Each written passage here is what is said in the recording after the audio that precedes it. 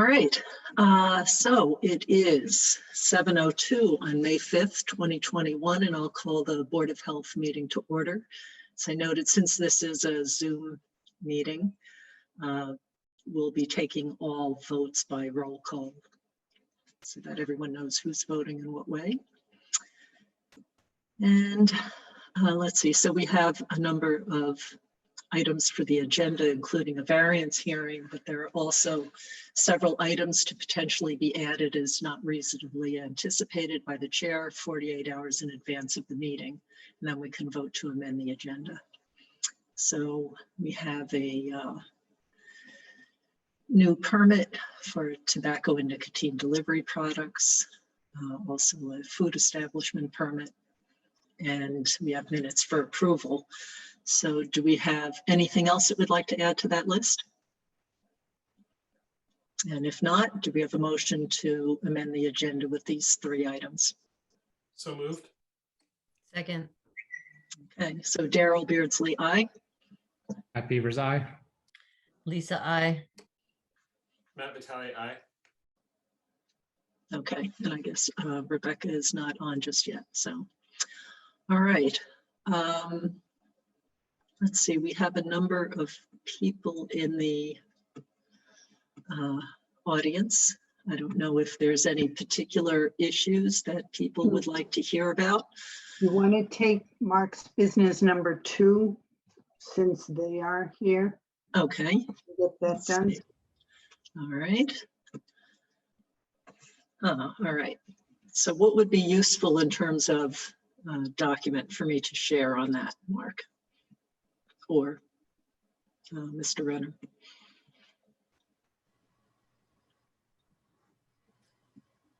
They're asking you, I think. Are you asking me? I was, or Mark, I was just wondering, there are a number of documents that we have, what might be useful to have up on the screen as we're going through. What I'd suggest, Daryl, is taking a look at the existing house, and then after that, I suggest that we, let me be with you in a second. Let me just lower the background noise. Okay.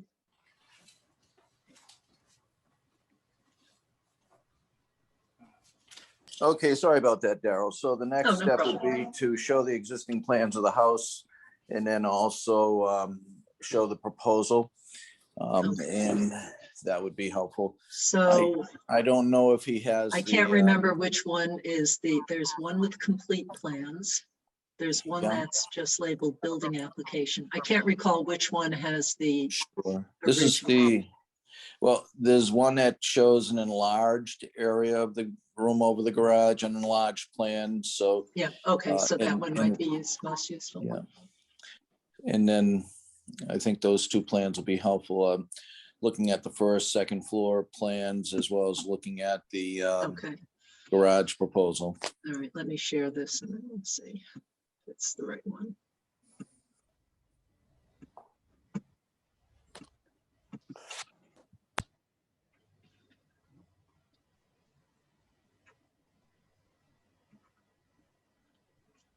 Okay.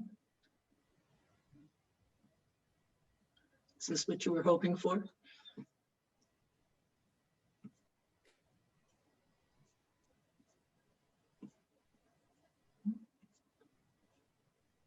Hi, are you on mute? I'm not looking at anyone's list of participants. Yeah, those are good, Daryl. That plan Okay. is just an overview Of the property. house. Yeah, and Okay. the garage, but those are good right there. Okay, Those plans coming up that you're showing.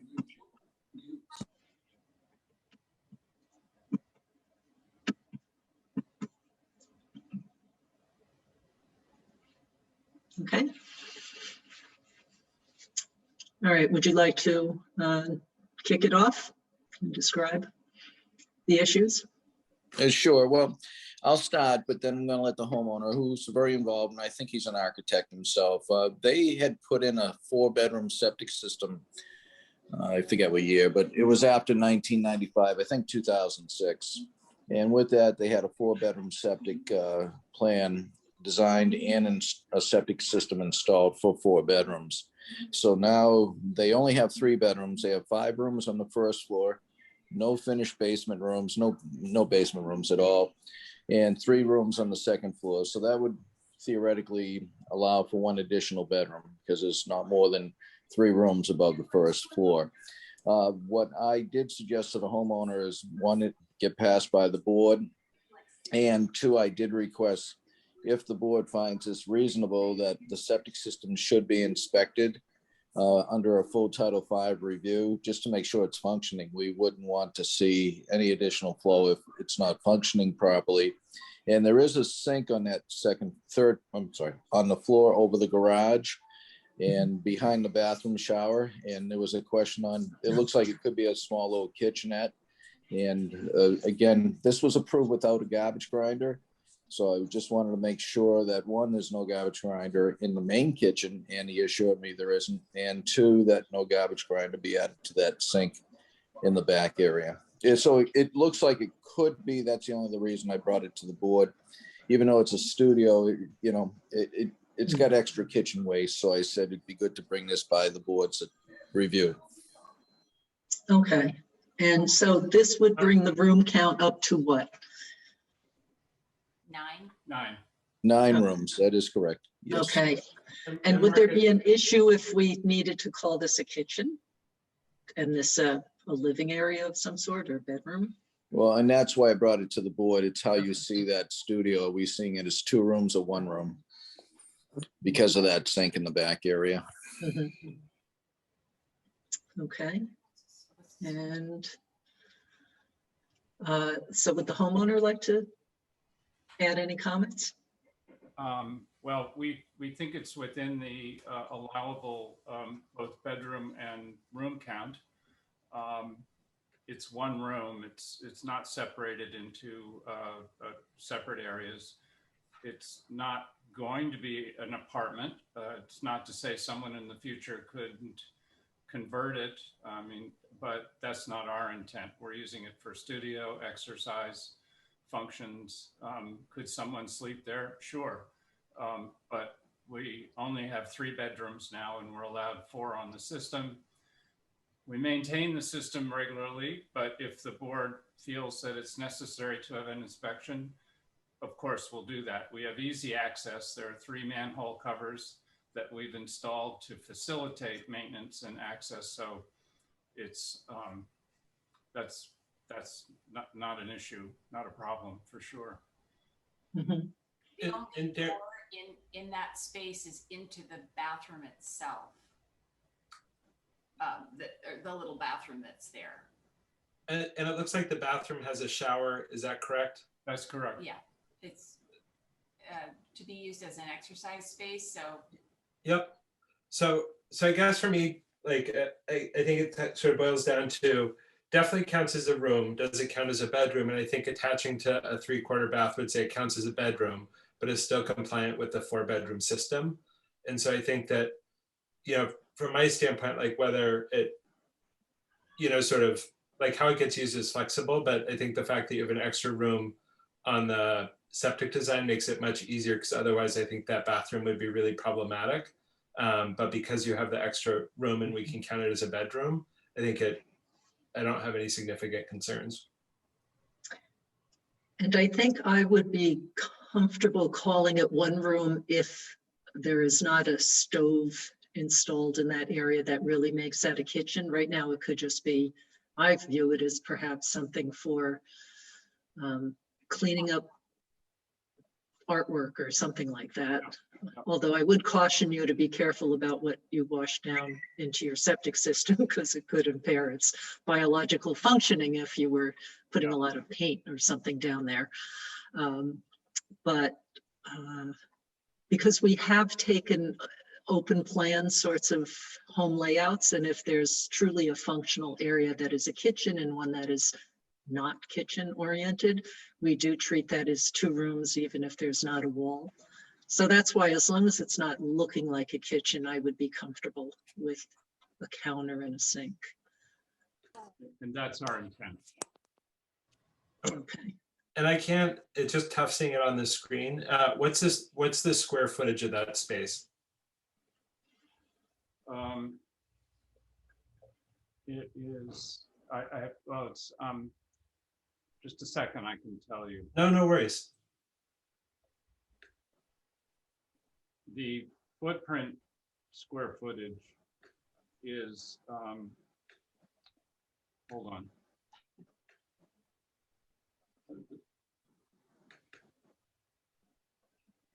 The footprint square footage is 24 by 28, but that is not all, but the full height space is smaller than that. Okay, so 24 by 28 is 672 square feet. I would say that it more like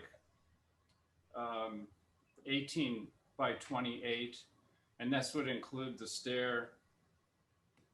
No, I think that's close enough for me. Yeah, just Yeah. like kind of getting that mental structure of like, if it's a 2,000 square foot space, it feels different than if it's a 500 square foot space and without the reference. Just Yeah. kind of getting my head around it. But I mean, I would say it passes the sniff test for me. But I do think it counts as a bedroom.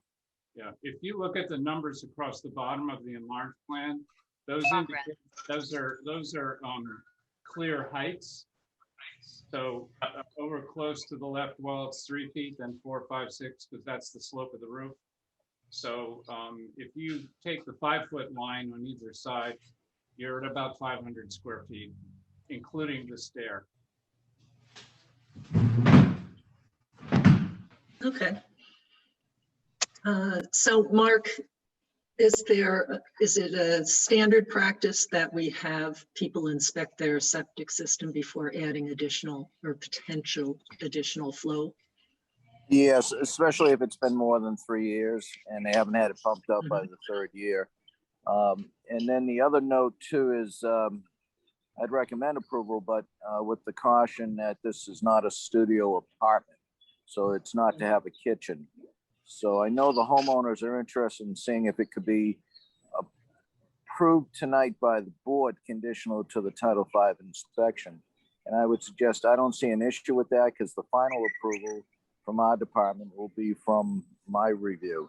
So you're giving me direction on to approve it, and the final approval will be through receiving a passing Title V inspection report. Mhm. If I just may add, we've had it serviced within the last year. It didn't require it. We did some pumping, but it wasn't at anywhere close to the limit.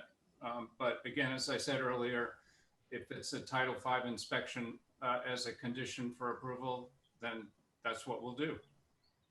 Yeah, it's a little different from an actual full Title V inspection. We talked a little bit about how they look at the distribution box to make sure the field is working properly. Unfortunately, when they pump out the tank, they can't tell for sure if the leaching field is working properly. So that would be part of the process. Okay. If I could so- just have everybody mute unless you're speaking, thank you.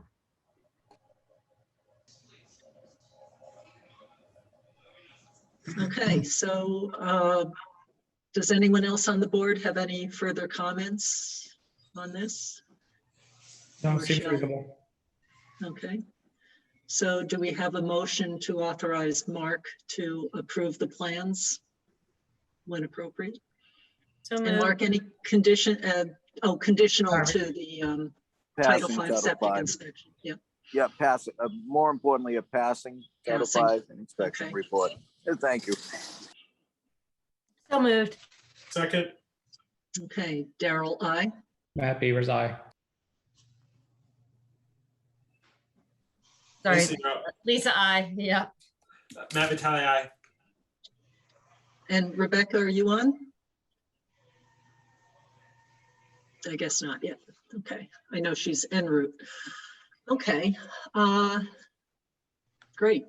All right, guys, have a good night and good luck. Thank you. Okay. Mark or Ellen, are there other items that you would recommend that we take? If I can ask for the 10-day Beaver permit to be reviewed and I guess approved after my original approval. It was an emergency approval for a 10-day Beaver permit by the town. Okay, and was it just out of curiosity, where, oh, so it's on town property? Yeah, it's been an issue in past too, and it's good to see the town having a management program.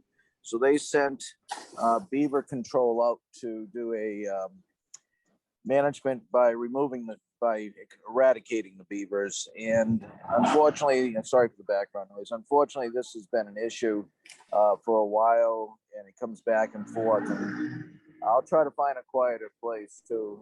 Near a dragway, I think. Anyways, so I went down there, and sure enough, the water is starting to reach the level near the street, especially on the East Goulding side, Goulding East side. So with that, I gave the emergency approval with, condition that the board approve it at the end. Okay, does anyone have questions about this on the board or anybody else? Only that you have to let me make the motion. Oh, that's right. Go for it. Okay. So I will acknowledge that the North American beaver is a majestic animal. But having said that, move that we authorize to approve the action that Mark already took. Seconded. All right. Daryl, I. Matt Beaver's aye. Lisa, I. Matt Vitale, aye. Oh, Rebecca is on. Different Rebecca. Rebecca, I think you're on mute. Yeah.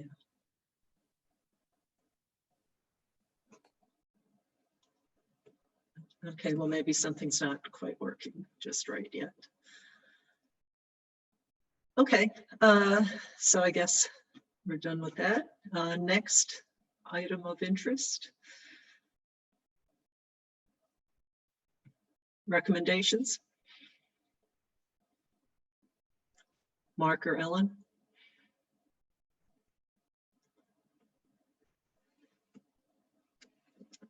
You could go through, do the Natick Walpole visiting nurse invoice. Okay, Do all those right, quick things. yeah. Did people get a chance to, no, let me pull it up.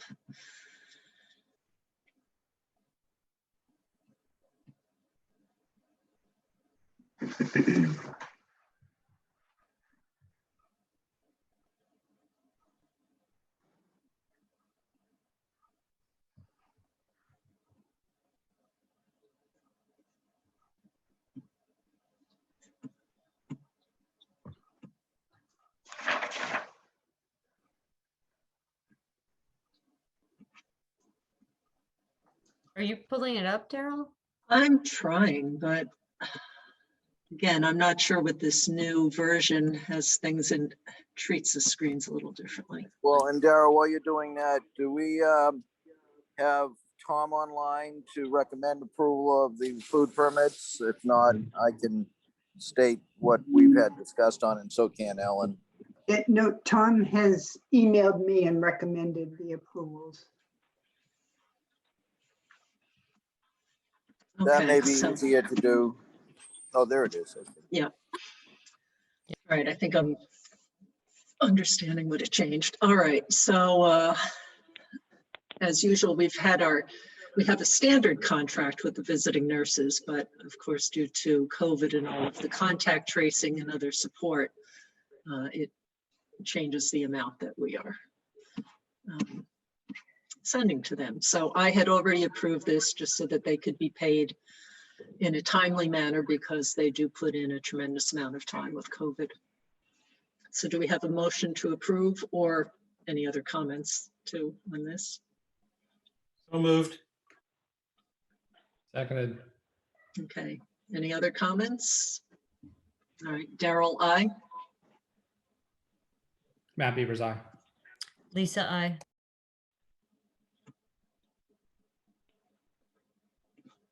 Matt Vitale, aye.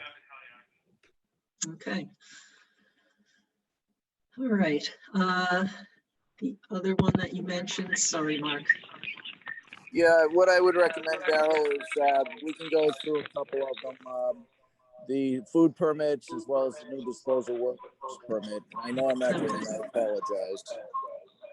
All right, but are there, I guess most people are waiting for, 508 ends in Yeah, 188, please 508, mute. please mute. You, whoever that is. all right, maybe I can, there we go. Ah, hi, Rebecca. Okay, Rebecca's Hi, in. sorry, we have a new computer and I guess the mic is not functioning, so I had to get another computer and set it up. Sorry about that. Okay. All right, so I we'll didn't- do food I should have sent you a permits text, but I didn't. and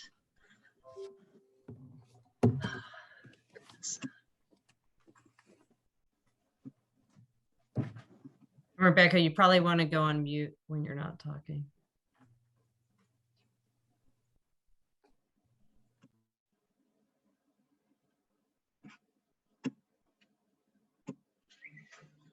all right. So for the, and as mentioned, these have already been recommended for approval by our food inspector. So we have the tobacco and nicotine delivery product sales permit. Any questions or comments on that one? And noting that there's also a new owner of the Sherborn Wine and Spirits. No? Okay, do we have a motion to approve that permit? So moved. Second, Daryl, aye. Matt Beaver's eye. Lisa, I. Rebecca Honeywell, aye. Matt Vitale, aye. Okay, and then for the food establishment permit for the same wine, Sherborn Wine and Spirits. Any questions or comments on that, or are we ready to vote? Is this the one that's right next to like the post office? Yes. Oh, because that's all right. I just saw Kathy there the other day. I just realized. Oh, I think it was a meeting that you were doing something for work, a conference or something, and they came to talk with us briefly about their new, or else I'm confusing that with having gone to a ZBA meeting. So it was either our meeting or ZBA. No, it was sold, so it's a new owner. Oh, but she's still working there. So anyway, that's what confused me. Oh, okay. Yeah. All right, so do we have a motion to approve that permit? Food So moved. establishment permit? With I'll a, second. with a sodium posting, not that they cook, but it's still. Okay. Conditional to sodium posting. So, and I seconded, so Daryl, aye. Matt Beaver's eye. Lisa, I. Rebecca Honeywell, aye. Matt Vitale, aye. Okay, and then we have food establishment permit for St. Teresa's Parish, which is a renewal. I assume they're still in good standing as indicated by the food inspector. And they also need a sodium posting. So do we have a motion? So moved. Second, Daryl, aye. Matt Beaver's eye. Lisa, I. Rebecca Honeywell, aye. Matt Vitale, aye. Okay, and then we have a new residential kitchen for One Bite Sweet, and they also need a sodium posting.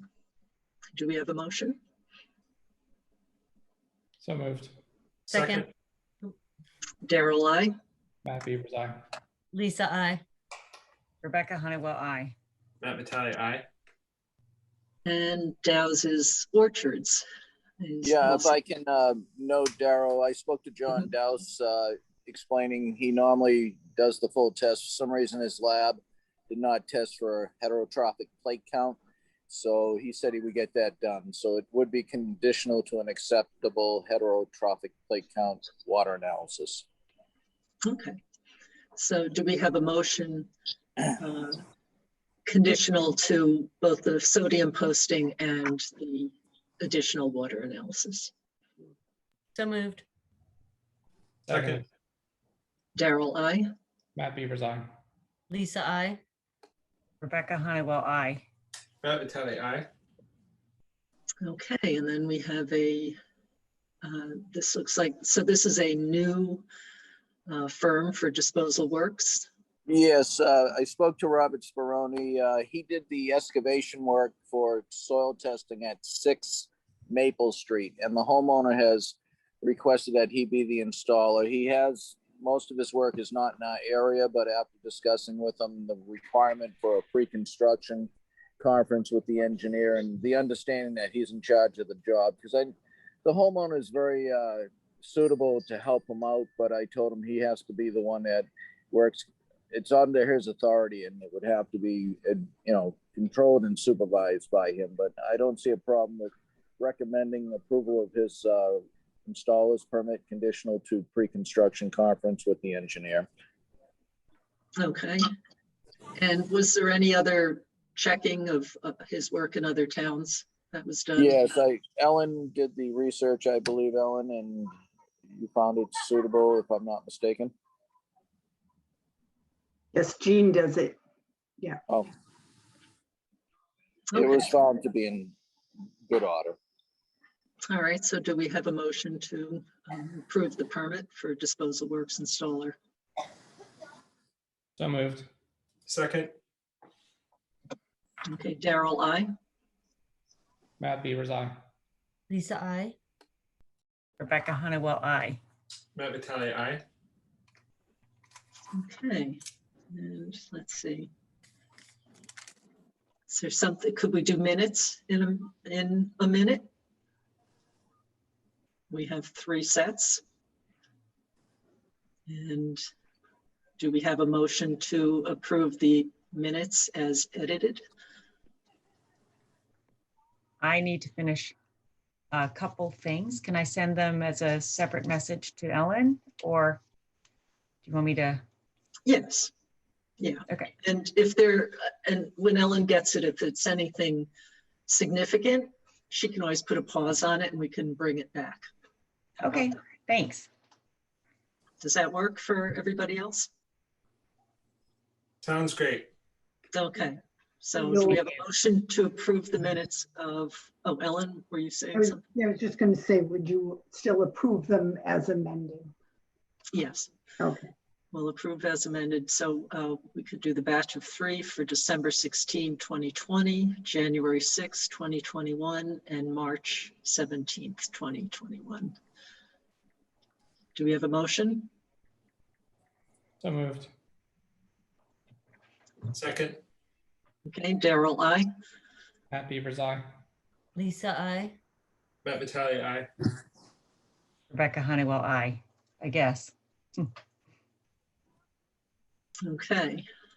All right, so. You also have the minutes of March 17th.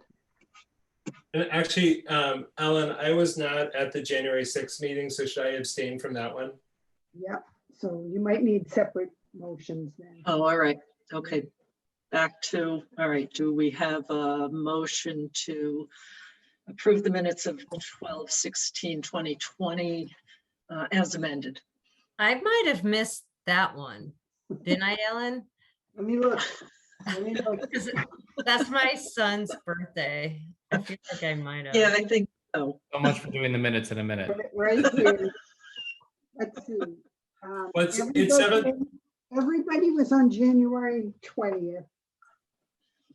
You mean, Matt Vitale was absent from January 6th, and Lisa was absent from December 16th. okay. Perfect. So- Do I have a motion to approve the minutes as amended for December 16th? So moved. Seconded. Daryl, I. Matt Beaver's aye. Lisa abstains. Rebecca? Rebecca Honeywell, aye. Matt Vitale, aye. Do I have a motion to approve the minutes of January 6th, 2021? So moved. Seconded. Daryl, I. Matt Beaver's aye. Lisa, I. Rebecca Honeywell, aye. Matt Vitale abstains. Do I have a motion to approve the minutes as amended for March 17th, 2021? So moved. Seconded. Daryl, I. Matt Beaver's aye. Lisa, I. Rebecca Honeywell, aye. Matt Vitale, aye. Do I have a motion to approve the minutes as amended for January 20th, 2021? So moved. Second. Oh, That wasn't on the Okay. list, guys. yeah, no. No, that was the not reasonably expected. Oh, okay. Sorry. Got it. Oh, there they are. Okay. Oh, okay, there. Sorry, my bad. I did the same. Okay, Was it seconded? I'll second it. Daryl, I. Matt Beaver's aye. Lisa, I. Rebecca Honeywell, aye. Matt Vitale, aye. Okay, so now we have a variance hearing for 13 Forestbrook Road for a septic replacement, and have all the green cards been received? Yes, they have. Okay, so we can open the hearing. And the way this will work is the engineer will present information about why the variances are needed for the property and circumstances. And after that's discussed, the board may ask questions. The health agent may either ask or questions or provide more information for the board. And then if we haven't touched upon questions that any abutters may have, then we'll open it up to questions and go about it in that way. So. And can I just ask for clarification for the board? I know that we received a letter from the abutters. Have all the board members gotten a chance to review that and the issues raised therein? I just scanned it. Yes. Perfect. So maybe we can do a brief review after the engineer's presentation just to make sure those are sort of included before deliberation. Okay, and which, let's see, I will do the plan first. Share that.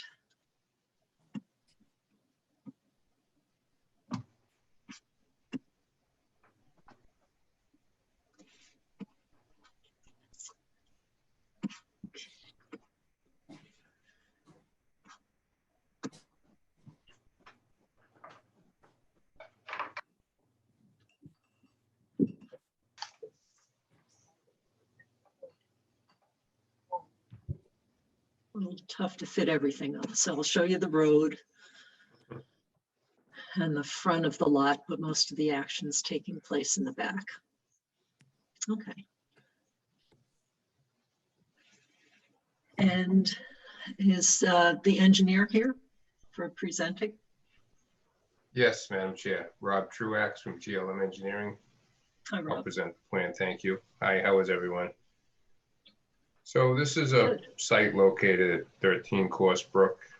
It's a single family home. There's an existing barn on the property. They own some horses on the site.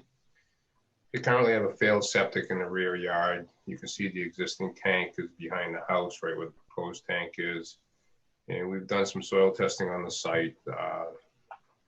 The groundwaters in the area weren't high when you relate it to the surface. However, they were high when you relate it to the existing old ground surface. We've encountered some fill on the site, approximately 4 feet to 5 feet of transported material in the area. So when we got down into the parent material, we were in groundwater, so we weren't able to perk the site within the parent material of the pervious material. So we are seeking relief on the perk test. We sent the soils out to a lab. We had the lab test done, sieve analysis, and that's what we based our design on. So the design is based on a 30-minute per inch perk. We are looking for relief so that we're not creating more of a mound in the yard, and we're putting in one of the alternative systems, which is the Elgin drain system in a trench configuration. So we're looking to get local upgrade approval for the Elgin drain system. We're looking to get relief to the groundwater for the drain system, which is part of the approval of DEP, which is 2 feet to the bottom of the leaching system. So we're seeking local upgrade approval for the sieve analysis as well as the Elgin drain system. So the site, as you can see, there's a well in the front yard of the existing home. There is a well in the neighbor's yard to the left of the site. We are currently about 140 feet from the existing well on the property. We're about 176 feet from the existing well on the neighbor's property. We access the site to the right of the drive, so we're keeping everything in the rear yard, staying away from the wells. It's in an existing paddock. You can see there's a fence line that's going to go right through the system that will have to be taken down. So they won't be able, obviously they can't put fence posts through the Elgin drain system, so that will have to be reconfigured in that area. Are the So wells we meet this- up gradient? I'm sorry, I just was trying to read the title. Yes, Both Yes, they wells are up gradient from the. yeah, they're in their front yards. Yep. So with that, I mean, that's pretty much it. It's pretty straightforward. Other than that, there is no, just to be clear on the existing barn, there's no bathrooms or facilities in the barn. It's just a horse barn. There is a spigot there for the water, just to fill buckets and whatnot, but there's no facility in the sense of showers, bathrooms, etc. So I just want to be clear about that, because I do show the barn, I do list it as part of the facility, but there's no facilities in there. So it's an existing, 4-bedroom house. That's what the design's based on. That's what's existing. That's what's proposed. No garbage disposal is proposed. We would put a deed restriction in place. I do think that's pretty much it from the septic design. I did have the opportunity today to see the comments from the neighbor. You don't have it on your plan that you're showing right now, but on my plan, and I just turned it on, I do have the neighbor's house located, and I could show you that if I shared my screen. I didn't put it on because it wasn't necessary for the design, but I think it's important for the comment that he made, so you can see where his house is. Okay. And Robert, can you just supply those afterwards to Ellen so it can be included in the public record? Absolutely, absolutely. I'll send them. Absolutely. Where am I? Is that up there? There Can we all is, see that? yep, there is a plan. See it. Okay. I don't know if I see. Oh, there. So it is. this is the house right here. This is house number 9. So the surveyors did locate the front corners of the house. And as you can see from this right front corner to the leaching field is 125 feet. So I just thought that might be important, because I know he did submit a sketch that was hand drawn, and I thought if we could just have that bit of information, it would be helpful for everyone to understand where his house is in relation to the septic system. And I do believe his septic system's in his rear yard behind the house, as well as in the front yard. And Robert, do you have an approximate location for the existing leach field for 13? It's just off the end of the tank, right in this area. Okay. It says proposed 1,500 gallon. Yep. It's just off the back. Thanks so in that much. area. And I'm assuming that the well for the house to the right is over 200 feet? Yes, it is. Okay, so it's been And confirmed. the ones across the street also. Can I ask a question at this point, as in a butter? Yeah, just one more minute. So, and then behind, it looked like in that diagram in the upper left-hand corner, the locust map are there residential development on those properties behind?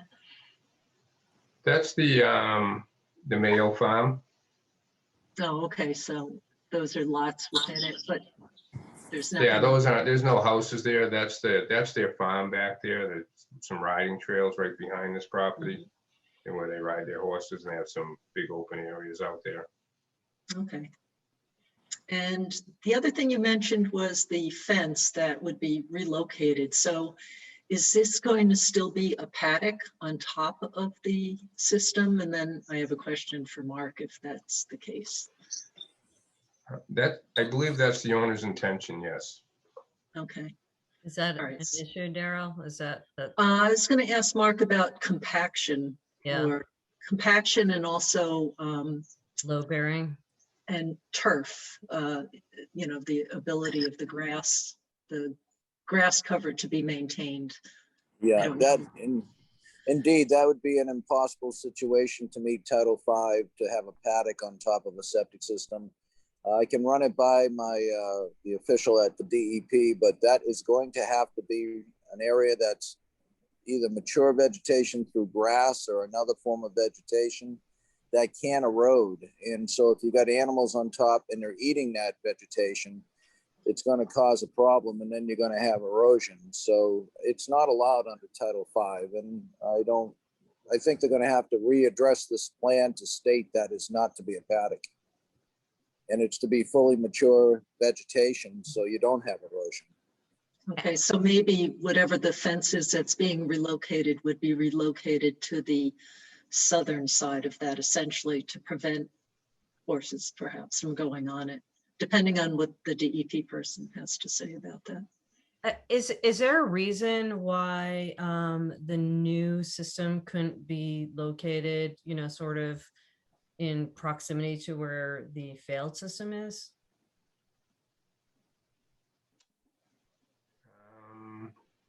We didn't test over there. I'm not 100% sure. We It just stay away from the existing system. I mean, because we had an area that we could use.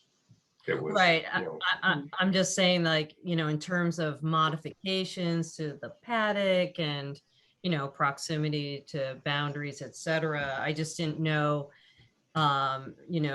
for various reasons, topography, setbacks, et cetera, if you could have contemplated locating it just, I guess, what is that, further to the east, sort of behind where the existing system is versus, right.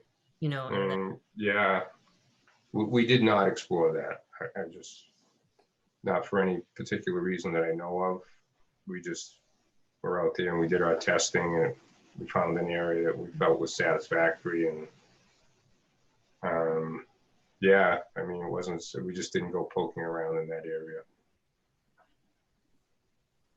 Okay. Can I ask a question? Yes. I know that these systems can be customized, and this whole neighborhood is very small lots. So every single house has 1 acre, I think, or at least several in a row. But we know that up here, there's no, there's a farm. Is it ever possible to have an elongated system along the property border, as far away from all the abutters, rather than having a square unit with this customizable, innovative system? Could that be done to extend it across the Yes, border? I would say it's possible. Mark, would you agree? Yes, that's possible. I would have to say the engineer would have to look into the system they're using to see if they could design it in a different way. Might it be more of a rectangle or an L shape with 2 rectangles? That would have to be the consideration of the engineer submitting it, showing a different design or inload and setup for how it's going to be placed into the area. So I'd leave that up to Paul Truax and Rob Truax to review. Paul is the professional engineer here, so maybe have both of them review it and determine if that's possible.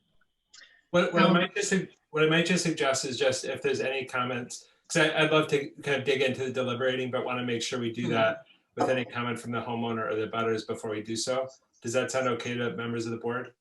Yes, and also I'd just like to add that if this essentially meets various requirements, it's really up to them. I think maybe that consideration would only be if preserving this space on top of the field was not possible somehow related to the paddock use. But that's not our choice, right? That may be a condition pending Mass DEP comment on that. But that's really Also, is there discretionary. any consideration of the septic waste that comes from the horses themselves? If this is a paddock. If they can directly flush over- a toilet, by God, God bless them. Yeah, but I mean, don't think that- seriously, does DEP have any sort of formula to follow when you have So funny to hear. Well, where you going at 7-Eleven? Yeah. I'll get a creamsicle if you have mine. I don't know. Check to make sure you have Mark, you should totally get a creamsicle, but you should also go on mute. Yeah. You got I'm gonna get an ice cream sandwich in a few minutes, so I'll keep you company. We have manure management regulations in town. So there are regulations that address that. Size of piles, where they can be relative to wells and property lines and wetlands.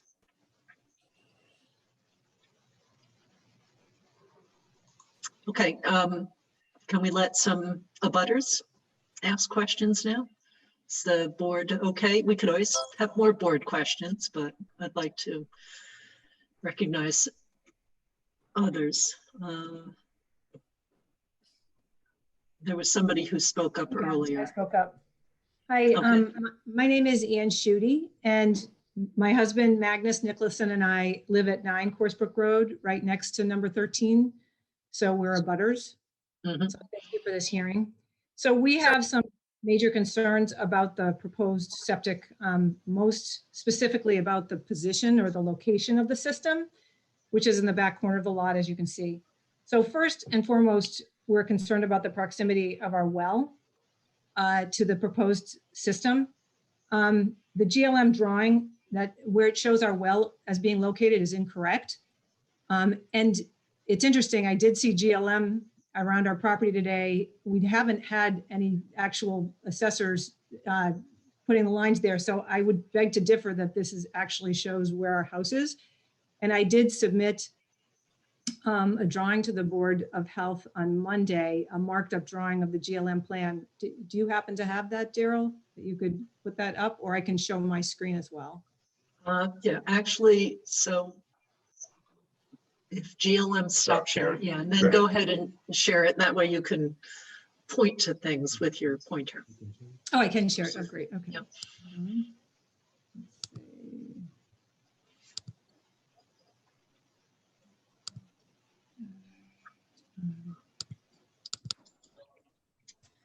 All right, so this is, can people see this? I'll try and make it a little bigger. So our proposed, the position of the house as shown on the drawing does not appear correct to me. And can people see this? I'm trying to make it a little bigger. I would focus on the well though, because that's. Yeah, I will, that's your main fine. septic. So the well is shown here is 176 feet to the position, the proposed location of the system.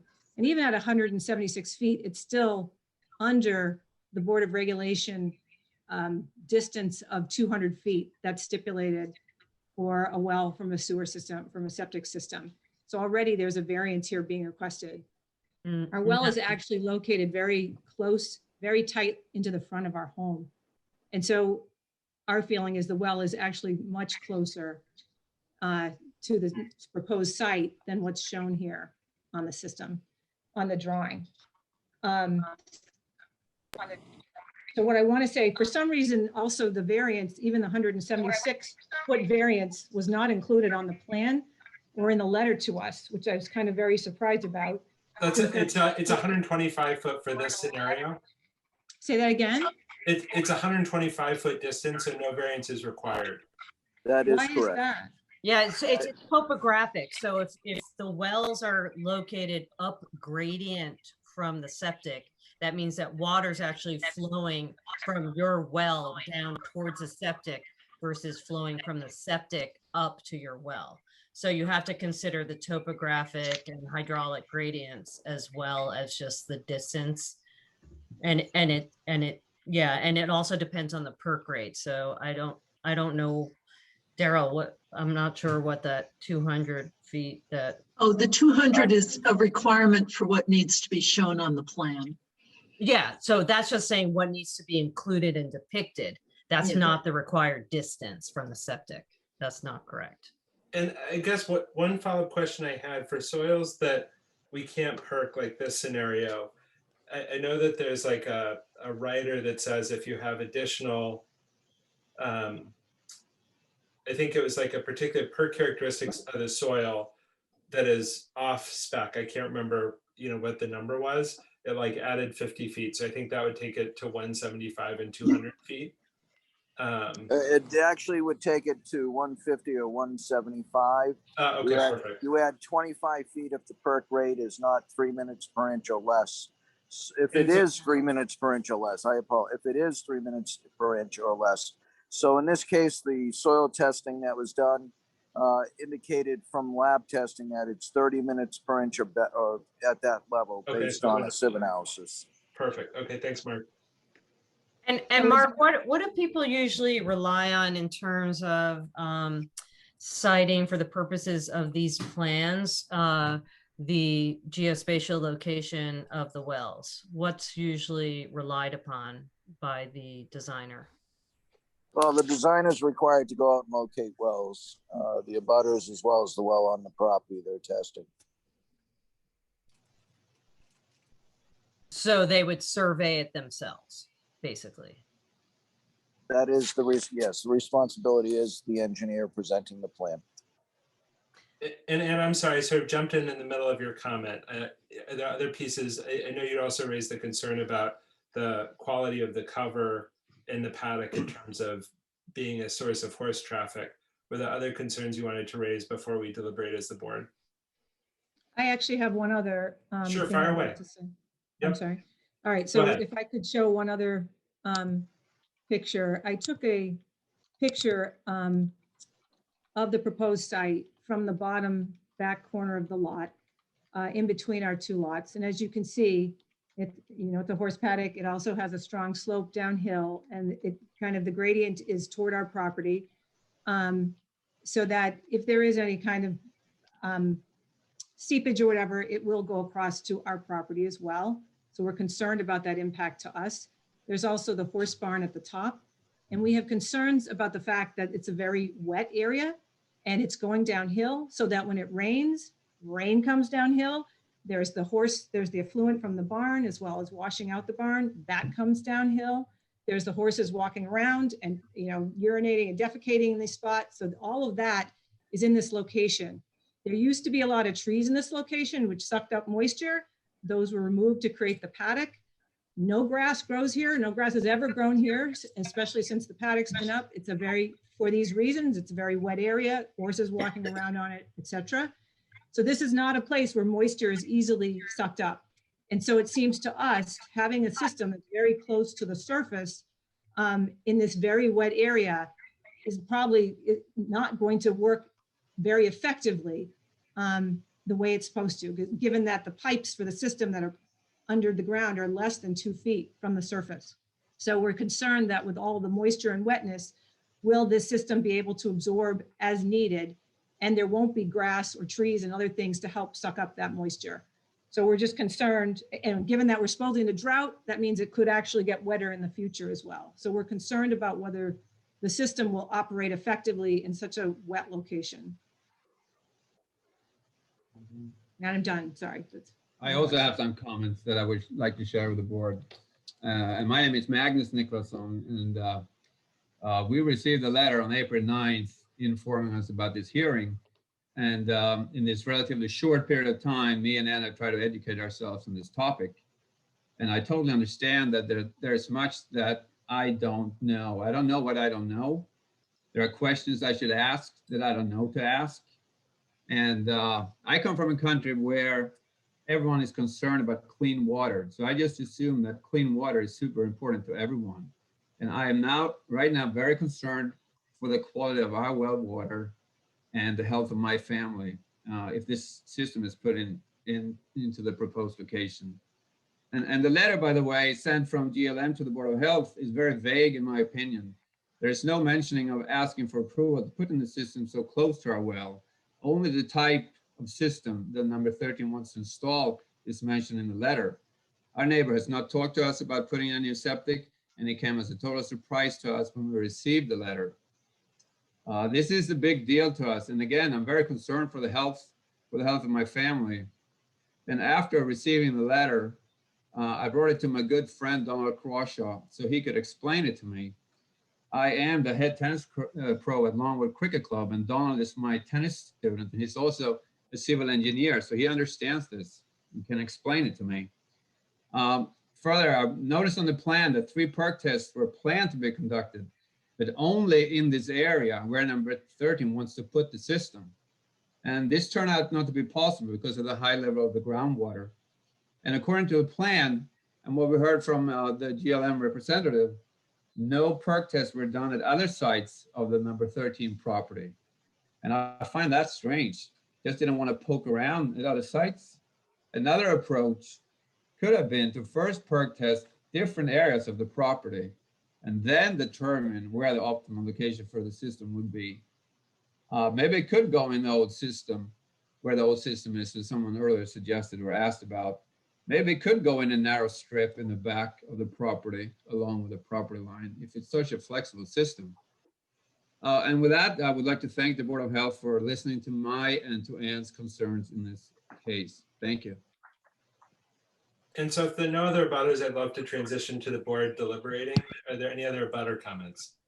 Well, I'd like to speak, Darrell. This is Donald Crawshaw. It's a public hearing. Yes, and I'm you a may citizen. speak. Can you hear me? Yes. Oh, yes. Okay, it's a public hearing, and I'm a civil engineer who lives in Sherborn, and Magnus is my coach of tennis. So he came to see me because of his concerns in April, and I managed to get a copy of the drawing printed last Saturday at Staples. And I've looked at this drawing, and there are many things on this drawing that concern me. One of them is if you look at hole number 20-1, look at the cross section, you'll see the distance to groundwater, estimated seasonal high groundwater is in fact 7 feet. And if you look at hole number 20-3, it's 6 feet.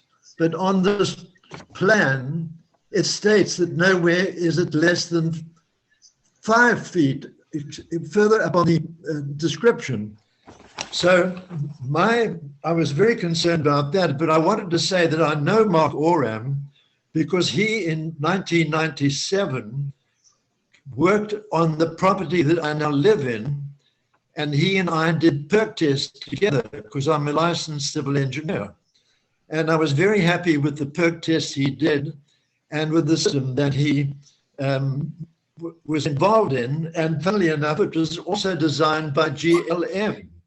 And for 23 years, it's worked very well. Now, we also have a well, this up gradient, but it's 210 feet from the system at the bottom of our property. So I then went and looked through your regulations, and I flagged many of them that really should be discussed in some detail.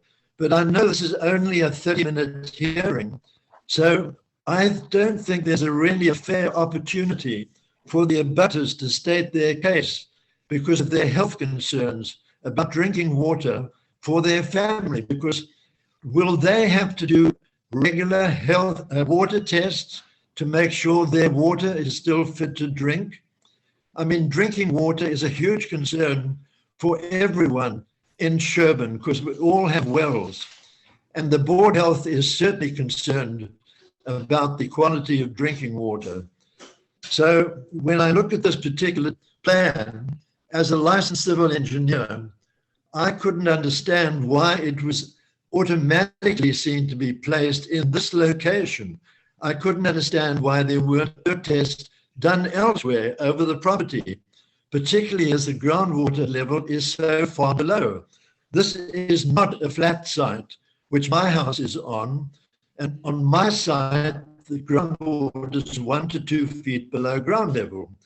Here, it's, as you can see from the cross sections, it's 6 to 7 feet below. And if you look at the contours, this site falls by 8 feet over about 200 feet from the house down to the lower boundary. So I honestly would have thought that perk test would show that in such a steep site with low groundwater levels compared to, deep groundwater levels, that there would be a better place to put a mounted system down at the lower part of the bound of the property. And the funny thing is, when you look at the plan in cross-section, it shows that in fact it is a mounted system, because on top the ground level is finally 96 feet approximately. So right next to the butter's property line, there is going to be a mound about an elevation 96, which is many feet above existing ground level. So I don't see why that mound couldn't be done at the bottom of the property. Thank you very much. Daryl, is it okay if I sort of start us off? Yes. You know, so I really appreciate the issues that Ann and Magnus raised, and Donald, I appreciate your feedback as well. I think there are a couple of ground rules to just cite and acknowledge. And so I think that all of us are very much invested in maintaining the safety and health of water, which is why we have regulations to do so, and why those regulations at times differ from those of the state. I think that in this case, upon satisfying those regulations, it's the applicant's right to choose how they site the system within their property. And so in this case, there's no variance that's required for the distance to the property line.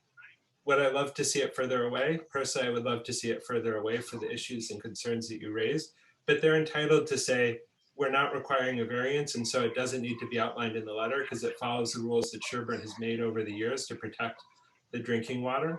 I think that they're really valid questions that I'd like us as a board to discuss, particularly the paddock and the absence of intact vegetation, which we require over a mature system. And so I think that's a set of concerns. For the concerns raised about the effluent from the horse, I don't think that falls under the septic regulations. I think it falls under the manure regulations, which are separately regulated.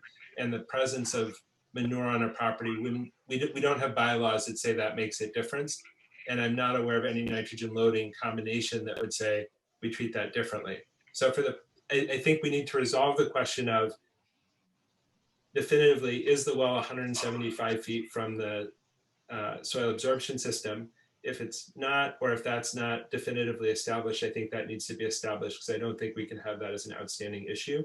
But if it is, then it satisfies the requirements that we have in place, which are again in excess of what the state of Massachusetts require, in part as a recognition of the fact that we are all dependent on well water with septic wastewater treatment by and large. So I guess the issues that I see, and I'd invite other members of the board to raise, I'm very concerned about the paddock usage and the absence of vegetation over it. And that's sort of my key issue. And I think we need to definitively establish that there's been positive measurement of the well and that it's definitively 175 feet from the system. What other issues and concerns do members of the board have? I think I share those two issues. It's imperative that precise siting of the private well is done, and that it's understood that it meets the more stringent standards that Sherborn has, as Matt outlined.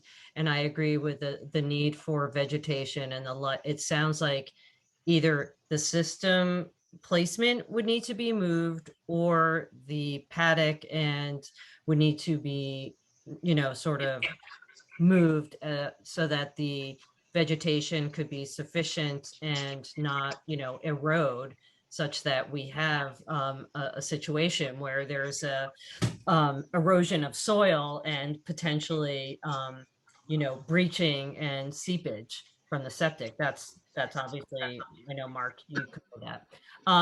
But I do want to clarify, just for people's understanding, that, the vast majority of wells in Sherborn, Don, if you can mute yourself, that would be really helpful. The vast majority of wells in Sherborn are artesian wells, which means they're in the bedrock. And they're typically hundreds of feet down. And I just want to talk about two things. One is, like we said, the slope and the flow of groundwater is going to be back towards that back corner that you're showing in this photo right now. So it's not going to be flowing towards your well, which is considered up-gradient. In other words, counter to the flow of groundwater. It's going to be moving away from your well. So that's one point. And the second point is that these septic systems are very shallow. You know, they're within typically, 10 feet, I would say, Daryl, like of ground surface. And your wells are typically hundreds of feet below ground surface, as I said, screened in bedrock, not in soil. So we obviously really value the quantity and quality of water and want to preserve it. It's our most precious resource in Sherborn. But I just wanted to clarify that it's not like you have a 10-foot shallow well that's down gradient of where the septic is. It's up gradient and it's much deeper. So it's not exactly in the same aquifer. So I think the other point I would just add is the whole reason we do this is because the existing system is in failure, which means that it is not performing up to the specs that the new system will be performing to. That's why the systems get replaced, and that's a context in which variances are typically granted. Chairman Beardsley. Yes. I have another Chairwoman, question. anyway. Hello. I have another question. On the plan that you designed for me or for the previous homeowner, my leaching area is 1,350 square foot for 4 bedrooms, whereas the leaching area for number 13 is 846 square foot. Why is there such a difference between these leaching areas? And my concern is, if and when this system fails, where will the an additional system be placed? Isn't it better to have it well away from this boundary right now for future work if and when this system fails? Mark, can you comment on that for us? Yeah, sure. I can help. First, this system they're using was approved probably maybe after the one that was put at your house. But as it relates to if they ever have to replace this, they can either remove the existing system and put a new one in or find another location on the lot. So wouldn't it be better to find the location now and put it there? But I think, they're entitled to put it here. Like that, like this is their property. They are not requesting any variance from a property line. So that's like if we as a board said it needs to be 40 feet, we would need to have a regulation that asserted that. If we require 20 feet and it's 20 feet, that's within their right. So what are they requesting a variance for? Would you explain that? And if you stop sharing your screen, I can just put up the variance request letter. And I also really want the board to actually have time to deliberate. I appreciate the feedback, but we need to be able to discuss this internally, and then we will invite further comment, but we need to be able to have our conversation as well. Yes. And please, if I can ask people to mute Margaret and Don when you're not speaking, that would be really helpful because there's a lot of feedback. Thank you. And I'll just mention that system sizing also depends on, again, there's an innovative alternative technology being used here that has come into existence afterwards that does get approved by Mass DEP. And that is an option that people have to select. And it has, just a different way of performing than the former standard trenches and piping. And it's also dependent on types of soils that are found and perk rates. So all of those things will influence the size of the system. So they have to be taken together. Mentioned something about, Lisa had mentioned about the, the distances vertically between the soil absorption system and wells and well intake, but also note that laterally in a way, it's not going to, you can move a little bit further away and there might be some influence on that, but neighbors are probably drawing their water from bedrock, and that just depends on where the fractures are traveling, and that's very hard to identify. So that's just a much trickier part of it. I do agree that confirming the well location is really important, and maybe afterwards, Rob can speak to exactly how that was done and whether and how we can go out and confirm the location, since there seems to be concern about a discrepancy. And then seeing the condition of that paddock, I have to say, raises some concerns for me about that it really should not be used as a paddock. It looks like that is not going to foster good grass cover on top of the system.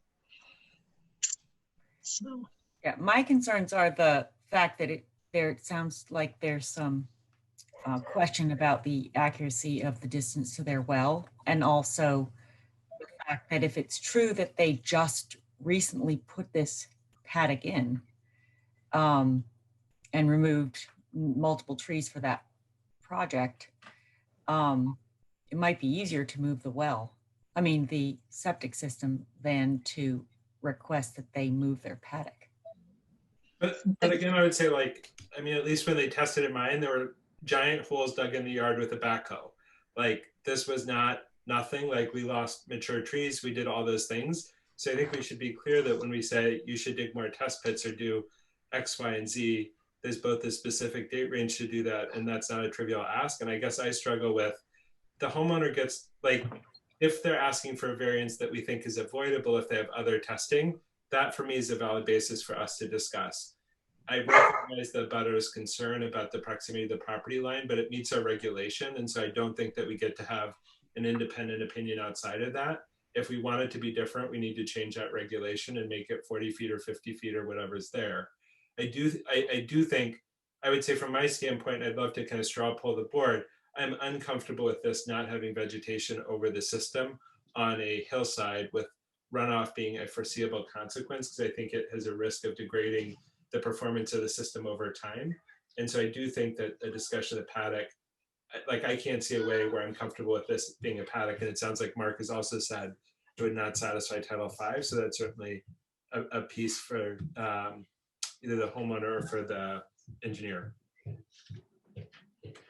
yes, I'd agree with that. And then this wouldn't be the first time that we've had a public hearing where a neighbor has indicated that they thought the well was not located in the proper place on the plan. So we have had occasion where people have gone back out in the field, but maybe Rob can address how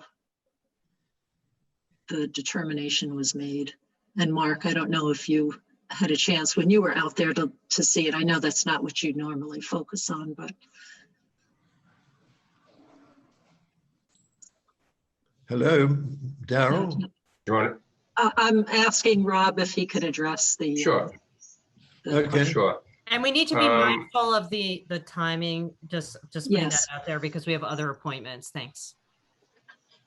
So, sure, Madam Chair, our surveyors go out, they locate what they think is the well for that house. If there's, the house, we located the front of the house. It is accurately shown on the plan.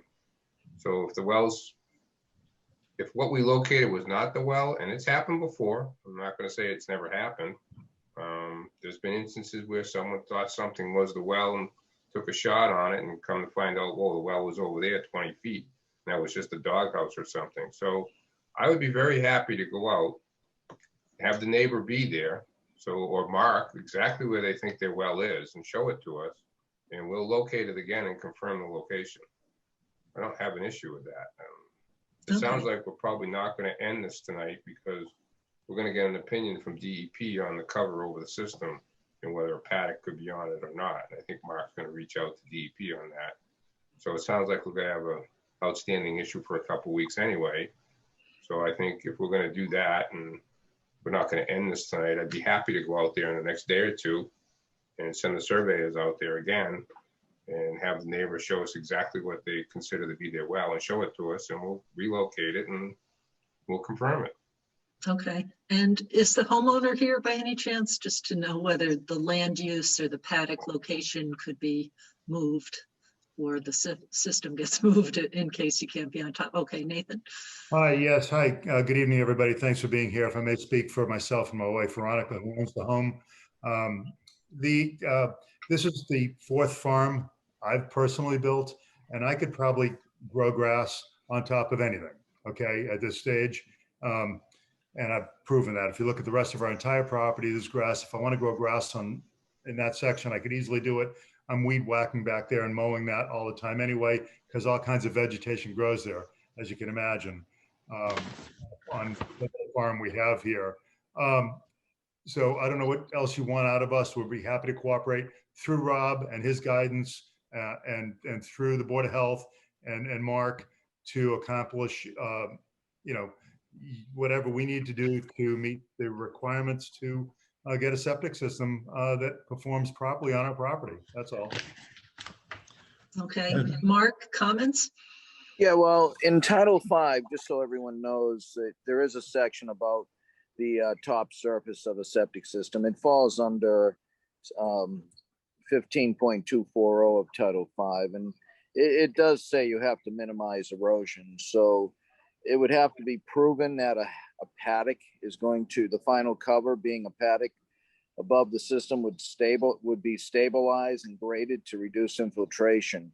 And the only way I've heard of it being done, and you can't put mulch over it either because it won't breathe, is either some form of vegetation to keep the grades in place to minimize that erosion. So, it's a matter of, when I call the state, I'll confirm that. I'll ask them too about the compaction of large animals walking over a surface, but I know I've dealt with this before, and paddocks in the past have not been allowed over leaching areas. So it sounds like then what we're leaning towards is a continuation of the variance hearing, with the outstanding issues being definitive siting of the well and clarification from DEP. I guess the other thing I just want to clarify is it doesn't sound like there's any contention that the well is in fact down gradient from the septic system. Is that correct for for Ann and Magnus? Right, your house is uphill and the well is uphill from this system. Is that correct? Yeah. Okay. Perfect. Excuse me, I'd like to make a comment. I know you would like to, Donald, but we need to do our board business, and then we recognize you and you can make your comment. You can't. Thank you very much. And so we need to be able to complete our piece, but we will get back to you. So it sounds like the operational issues we need to clarify are the DEP guidance regarding the prevention of erosion and definitive confirmation of the siting. And for Ann and Magnus, if Robert or his team was able to come out to specifically either have you mark the site of your well and measure from there, or measure while you're present, would that be something you'd be amenable to and they could have access to your property? Sure, I can show them right where the well is. You have it Perfect. fixed and maintained, etc. I know exactly where it is. So. Perfect. And then are there other comments for the board? And if not, we'll go back to Mr. Crawshaw.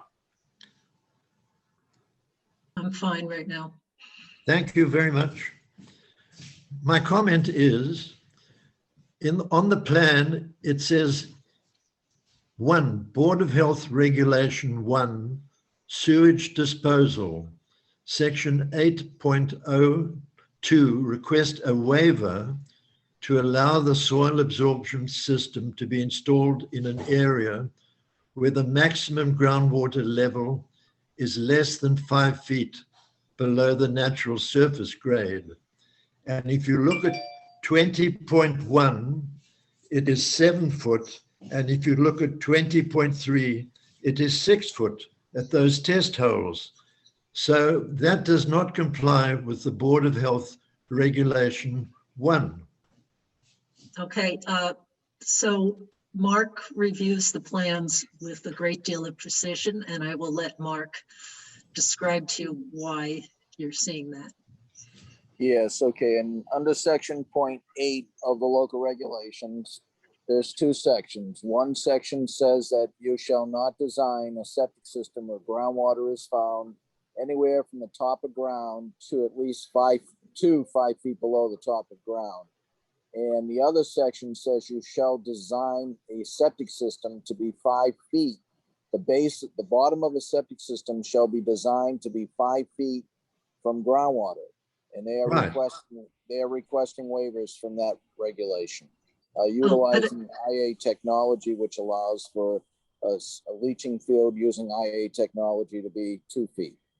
All right, then I think what I would have thought the answer to what he was asking about the discrepancy with the observed water, I'm assuming in the test pits, is that you need to do an adjustment to get to historic high, because at any moment in time, you're just seeing water at a particular moment, even if it's just after rain or something else. So those are adjusted numbers, and I don't know if you want to. Yeah, it was based on, the groundwater was based on models. That's a conservative measure. We did see weeping as well on site the day of the testing, but the groundwater determination was determined by models, colors in the soil that show high groundwater levels. Okay. If I may, Madam Chair, the comment is, I can clear that up. Okay, Donald, just a moment, Don. Let Rob answer. test pit number 20-2, we had a water table at 55 inches. That's the variance request. but you're citing things off 20-1. We have 3 test pits on the site. 2 of them had, one had water at 84, one had water at 72, and one had water at 55. One of them does not meet the criteria. And we take That's the what- most that's the reason for the conservative, request. yeah, we take the most Correct. conservative measure done, so that, because we really do not want to have the bottom of the leaching field to be close to, any closer to groundwater than. Yes, and that is the reason I'd like to keep mentioning it's a very steep slope. So it's not a flat site like I live on. So groundwater levels would not be constantly in one elevation. So I would just keep coming back to this 5 feet is in fact exceeded by the 7 feet and the 6 feet of 20-1 and 20-3. 20-2. So I think what No, Daryl's it's trying to- better, the deeper it is, the better. So it's actually, you only need the Yes. variance if it's shallower, Don. Right, So that's not a problem. If you're deeper, I would that's, like, if our plan is to continue this, I would like to close it out just recognizing that we run over time.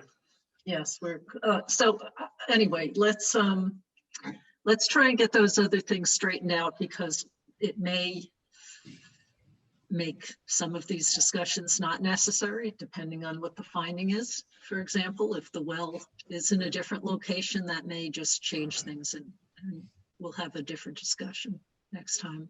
Or we can continue with this. But does that sound reasonable? And then if so, Ellen, can we name a date and time certain for? Yeah, I did check. It could be continued to the next meeting, May 19th at 7:50. 10 minutes before 8. Okay, does that work for, certainly for Rob in particular? And then for the, for Ann and Magnus? Okay, so we will. We'll make something work. Excuse me? Can I ask one more question of the neighbor? If I Yes. could make an appointment to go out and see her, maybe tomorrow if she's going to be home, or the next day. Yeah, I'm home Whenever both she's- days. So just Okay, in the chat, I'll put my email. You can email me. That sounds good. okay, Thanks. sure. Or we'll just come knock on your door when they're out there if you're going to be there tomorrow. Well, I have meetings and stuff, so I might not be able to go out. Okay. I might just Send me your email. suggest, We'll give you a time. if you put it in the chat, this is all recorded, so I'd recommend you try to find another way to connect, unless you don't mind your email being out in the world. All right. We can send your email to Rob, because I think we have both of your emails, so. Perfect. Thank you. Okay, Okay, that would be great. Do that. okay. All right, so continue to, what was that again, Ellen? The 19th at 7:50. At 7:50. Okay. Okay, great. Thank you very much. And apologies to our other appointments. Thank you. Have a Thank good you. night. Okay. Oh, boy. Let's see. May 19th, that's another 2 weeks, okay. Donald, could you mute, please?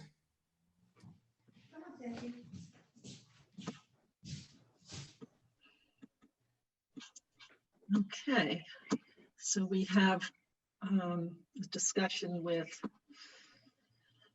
folks for 24 North Main Street. Sean and Kelly Hogan. Yes, hi. Hi. So Mark, I don't know, would you like to kick this off, or shall we have the homeowners take the lead?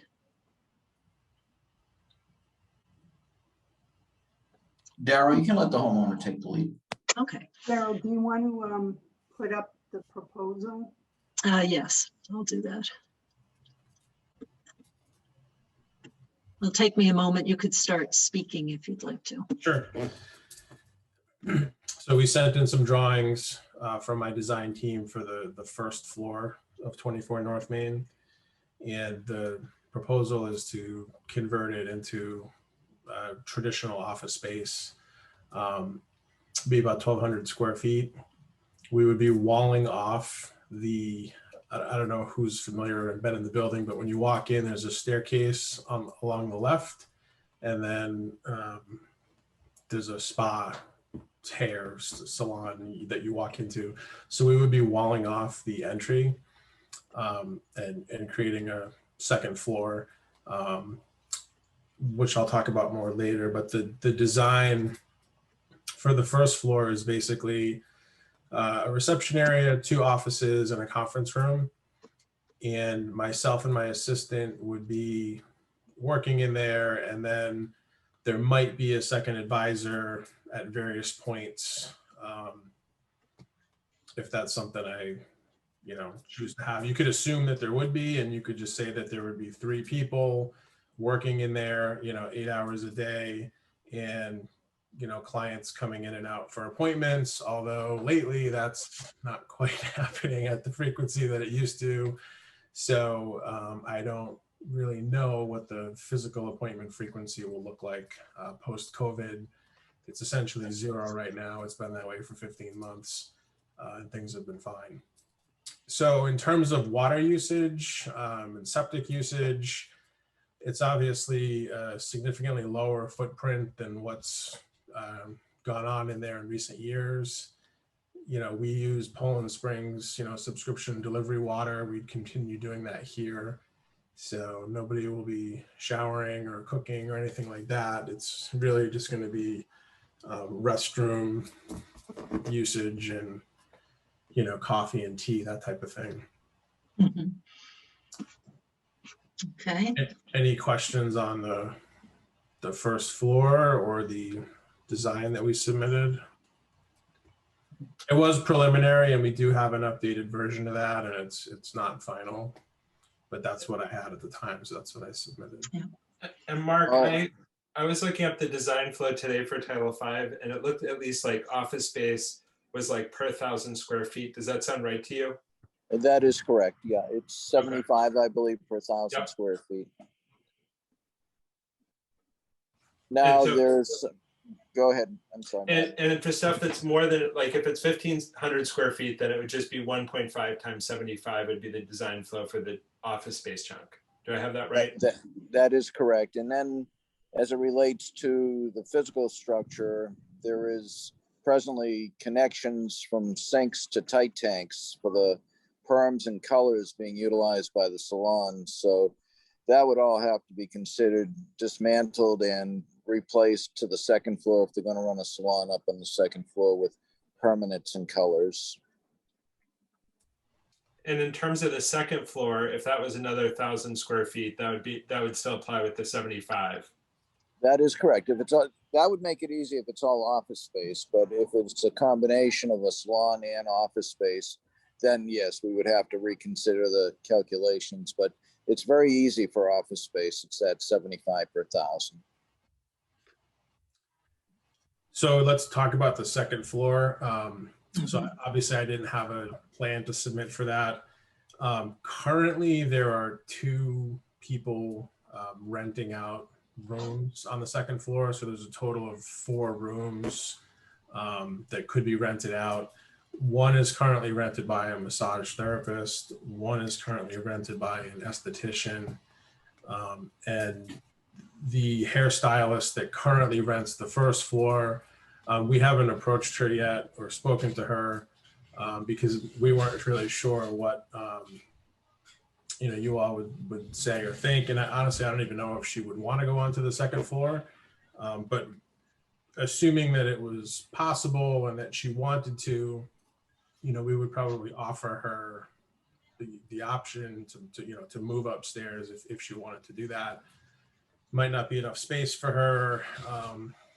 I don't know. I don't know what she would say, but that would be the only, person that would need the specialty plumbing.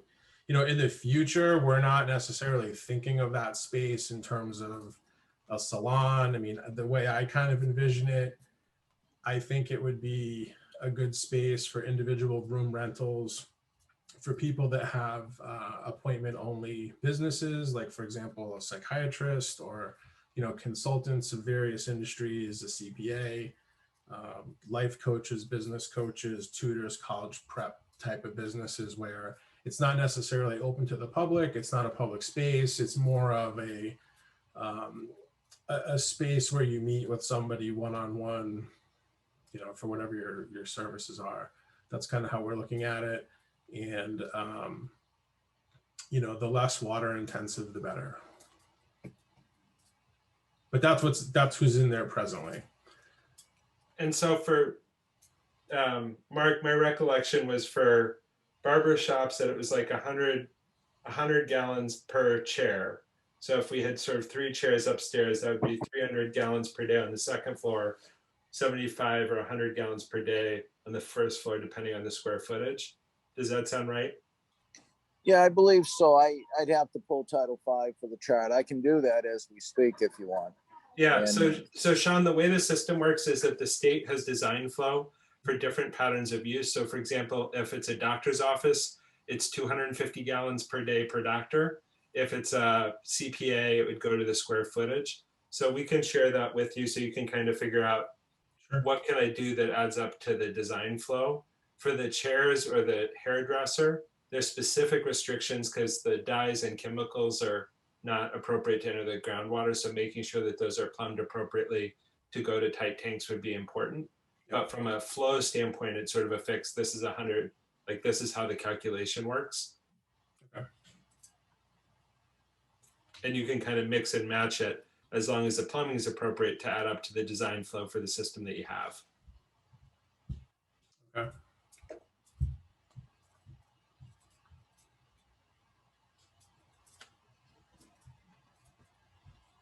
And Matt and everyone, just always remember too, I got the chart now, there's always a minimum requirement of gallonage. So if you're looking at office space at 75 gallons per 1,000 square feet, the minimum gallonage would be based on 200. But the other question was as it relates to a barber shop, and I'll look that up right now. And Mark, if you have a mixed use building like this, where you say, I've got, like, let's imagine a scenario where there's 100 gallons of use on the first floor for office space, and there was 200 gallons per day of, or 300 gallons per day of barber shop on the second floor. Is that minimum standard met for 200 gallons per day? Because the whole house, the whole structure is then 400 gallons per day, or is the office space, whatever unit it is, automatically at least 200 gallons per day?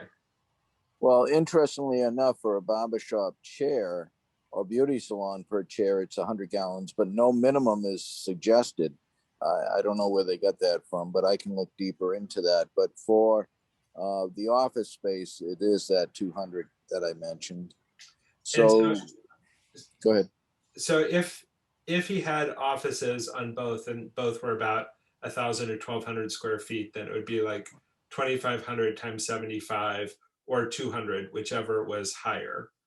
If he had a barber shop, I guess my question is, does that require the first floor office space to be 200 gallons per day? Or does that mean that whatever the building is has to have a minimum of at least 200 gallons per day? Like, did the barber chairs help satisfy the 200 gallon minimum for the office, or would those be treated separately? Does that make sense? If not, maybe somebody can ask it more coherently than I. Yeah, no, I think you have it, Matt. I think they're looking at total for the septic system. So, Okay. you know, that's for the minimum gallons per day for a system. If it was under 200, then office space wouldn't be allowed. But in this case, they're up to 440, I believe, from the original design for a 4-bedroom dwelling. So what they would do it is indeed, if there were 3 chairs upstairs, that would be 300, and you could go up to another 140. But I would have to do all those details by an official submittal. Plan. Okay. Yeah, exactly. So if we eliminated the barber chair component, I think it would get easier for you because that does require more water in general and more wastewater management as well. Yeah, I mean, that's kind of what we were thinking. We just didn't want to, like, you know, go in and kick somebody out, but I don't think she's really been there that long. I'm not really sure. So yeah, I mean, if that was going to make it so that the calculations for capacity were over. I think you actually would meet either way. So I'd say, I mean, at least again, I'm just doing quick math going backwards. So I think this is good for back of the envelope stuff. But again, if you're saying you're starting with 440 gallons per day for design flow, right? On the first floor, the square footage is 1,200 square feet. Yes. And so that would be 1.2 times 75 would take you to 90. And you could then have 3 chairs on the second floor, would take you to design flow of 390. I think Mark's point is that our impression is that the minimum size for office space defined in Title V would be the whole structure has to, like, you couldn't have a bunch of mini offices that are each a sort of freestanding kiosk. But I think in this case, Mark's point was the barber chairs would count for that. You would certainly easily accommodate it with office space, because then assuming you'd be at 2,400 square feet, you'd be well under the design flow for a residence. So I think you can probably do either approach and satisfy the requirement. Okay. I think the only thing to bear in mind, though, is the requirements for the special plumbing for the chemicals, because that may be a non-trivial thing for you to fix.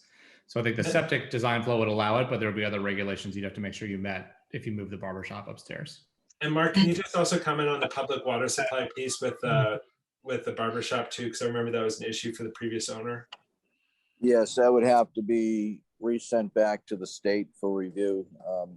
That did become an issue on the last application. And so I didn't catch what the issue was exactly. I didn't hear you. If you have a certain number of members of the public using a water supply, it becomes a public water supply as opposed to, say, the private water supply you have in your home. Okay. And so I think that's the issue in terms of the number. And Mark, correct me if I have it wrong. I think it's as you pass a threshold of number of individual people over time, you become a public water supply, which has its own regulatory requirements, like, you know, what a restaurant would have. I don't believe the same things would apply for private offices. Is that correct, Mark? It would be 25 or more people serviced a day, no matter office workers or clients coming in to visit. That would, you know, they look at everything when it comes to how many people are have the opportunity to be serviced from that public water per day. And so that might be moved, because if you have 6 offices working and you've got, you know, a couple of appointments a day, you may hit that 25 threshold either way, because it's sort of what's the behavior of the well, not the individual business or entity within the structure. And you only need to hit 25 people a day, 60 days a year. It doesn't have to be every day to qualify. So if you had, you know, gatherings of presentations or something like that once a week, you might hit that as well. And what's the remedy for that? Like, what was this prior signature? Well, the public water supply, as Matt noted, it carries requirements. The main part of the requirements are to do routine testing. So there tends to be a schedule that gets issued by the DEP, and you will have, some things will be monthly. That would be bacteria testing, usually is monthly. And then there are other tests that they will set up a schedule, and it partly is based on what's been found in the past, and it might change over time. So there could be monthly, quarterly, semi-annual, and annual testing that of different kinds of parameters. Okay. So there would be some cost associated with that. Mhm. And once that's triggered, how do you then go back below the threshold, or can you go back below the threshold? You can go back to not being a public water supply. How's that monitored exactly?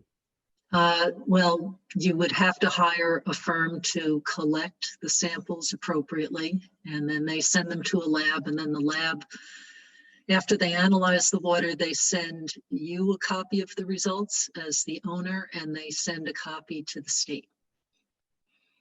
So you're talking about septic samples that would be tested? No, the well water. No, the water Oh, supply. water. Yeah. No, right, but I'm saying who is counting the number of people coming and going? Well, that you do, Okay. basically.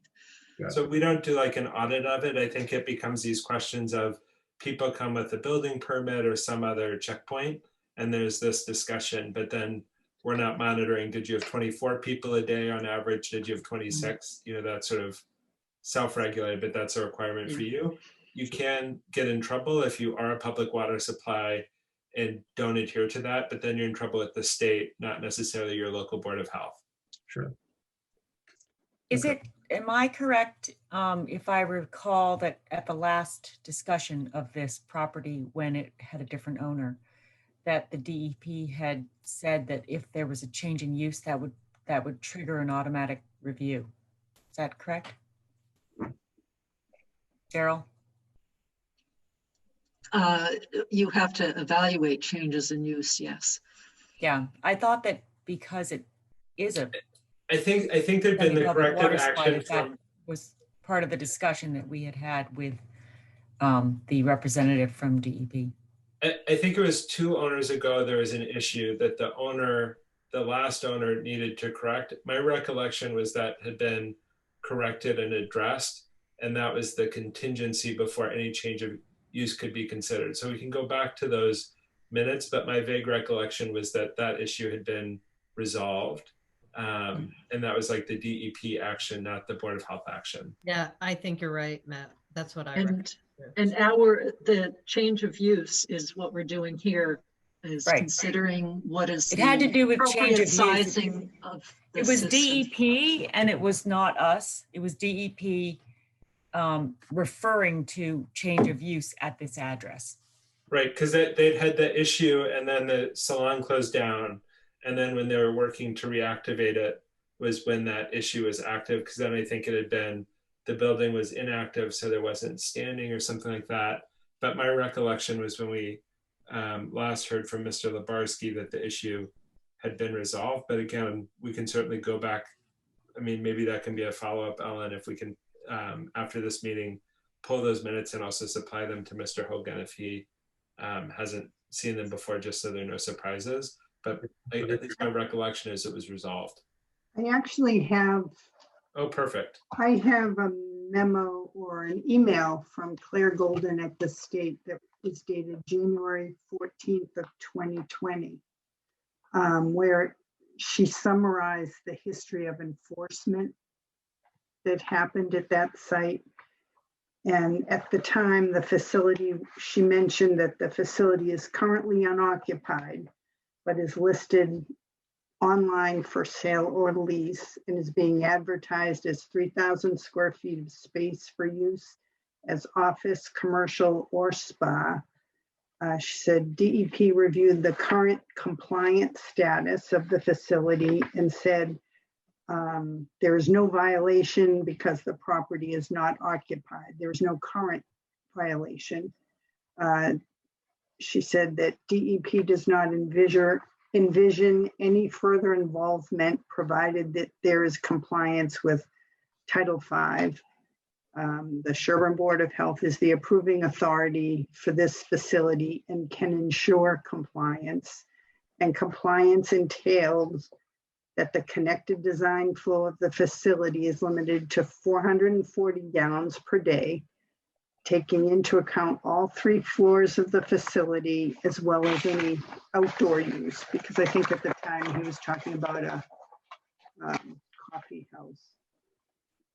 Any connected design flow exceeding 440 gallon per day would constitute a violation of Title V, and that Mass DEP reserves the right to enforce for violations. And that was it. She said, please note that many boards of health, upon receiving a passing Title V inspection report for an unoccupied facility, require a system inspection after some period of occupancy. And the authority to require such an inspection is outlined in Title V, 15.3019. And that was it. That's all she said. And the building was then, I guess, empty, right, since last March or February until very recently. So I don't know. Is it resolved? It doesn't seem resolved. I think it, I mean, what I would say is I think that it sounds like we probably recommend a Title V inspection, but the sort of corrective action piece of the issues from the state, because there have been sort of prior issues with this property, were considered inactive. So you sort of just have to follow the regular rules, Okay. which is the sort of table Mark's describing. My recollection is given how long the property had been out of use, we'd made some recommendations for Mr. Lebarski in terms of reactivating the water supply. And I think it also recommended a Title V inspection, although it wasn't required. Mhm. Okay. And then this is not a Board of Health issue, but just in case it has bearing, and you would need to check it because this is not a definite requirement, but if you were having business on the second floor, like a salon, I don't know if ADA requirements would come into play and if you would need an elevator or not. So. When you say salon, you just mean the hairstylist? Yes, yes. So like you're not referring to like the massage therapist or the esthetician? Right? You know, I don't really know what the requirements are. And that's where you'd have to, the building inspector could probably tell you that off the top of his head, just in case it affects how you use the space, if you needed to put in an elevator. Yeah. Okay. But again, I don't have the answer to that in the least. So. Okay. Yeah, that third floor is storage only. I saw there was some other unrelated Board of Health issues with occupying that third floor in the past. More fire code issues. Okay. All right. Is it possible for me to get a copy of that letter from Claire Golden? Email? Or just any of the correspondence that's digitized? Yeah. Violations. And, Yeah, I can send you in the next couple of days. Okay, thank you. It was, the email is January 14th of 2020. Okay.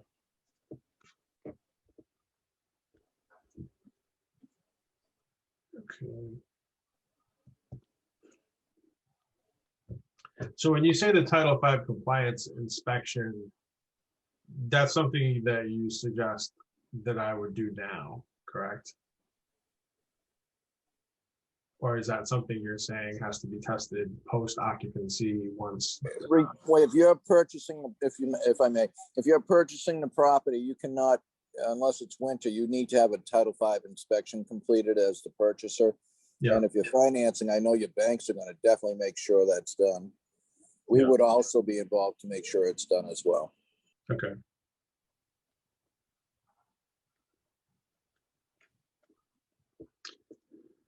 Great. Okay. Anything else? Any other things I should know? thoughts? I can't think of anything else offhand. It is that calculation of water use that's of prime concern to us. So, And I would also just say, if you have questions, reach out to Mark and Ellen. A lot of, they've been doing this for a long time and have skinned a lot of cats. And so if there's sort of questions about what can we do, what's allowed, they're Yep. probably your best starting point. A lot of it doesn't need to come to a formal board meeting. It can sort of be resolved off cycle. Okay.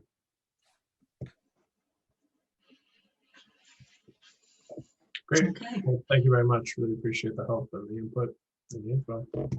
yes.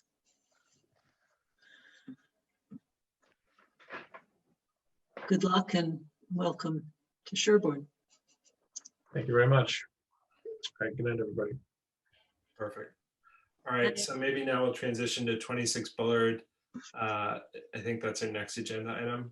Yes, Perfect. So if it's okay, Daryl, can I introduce this? yes, please do. And is there anything you'd like me to pull up at the moment or?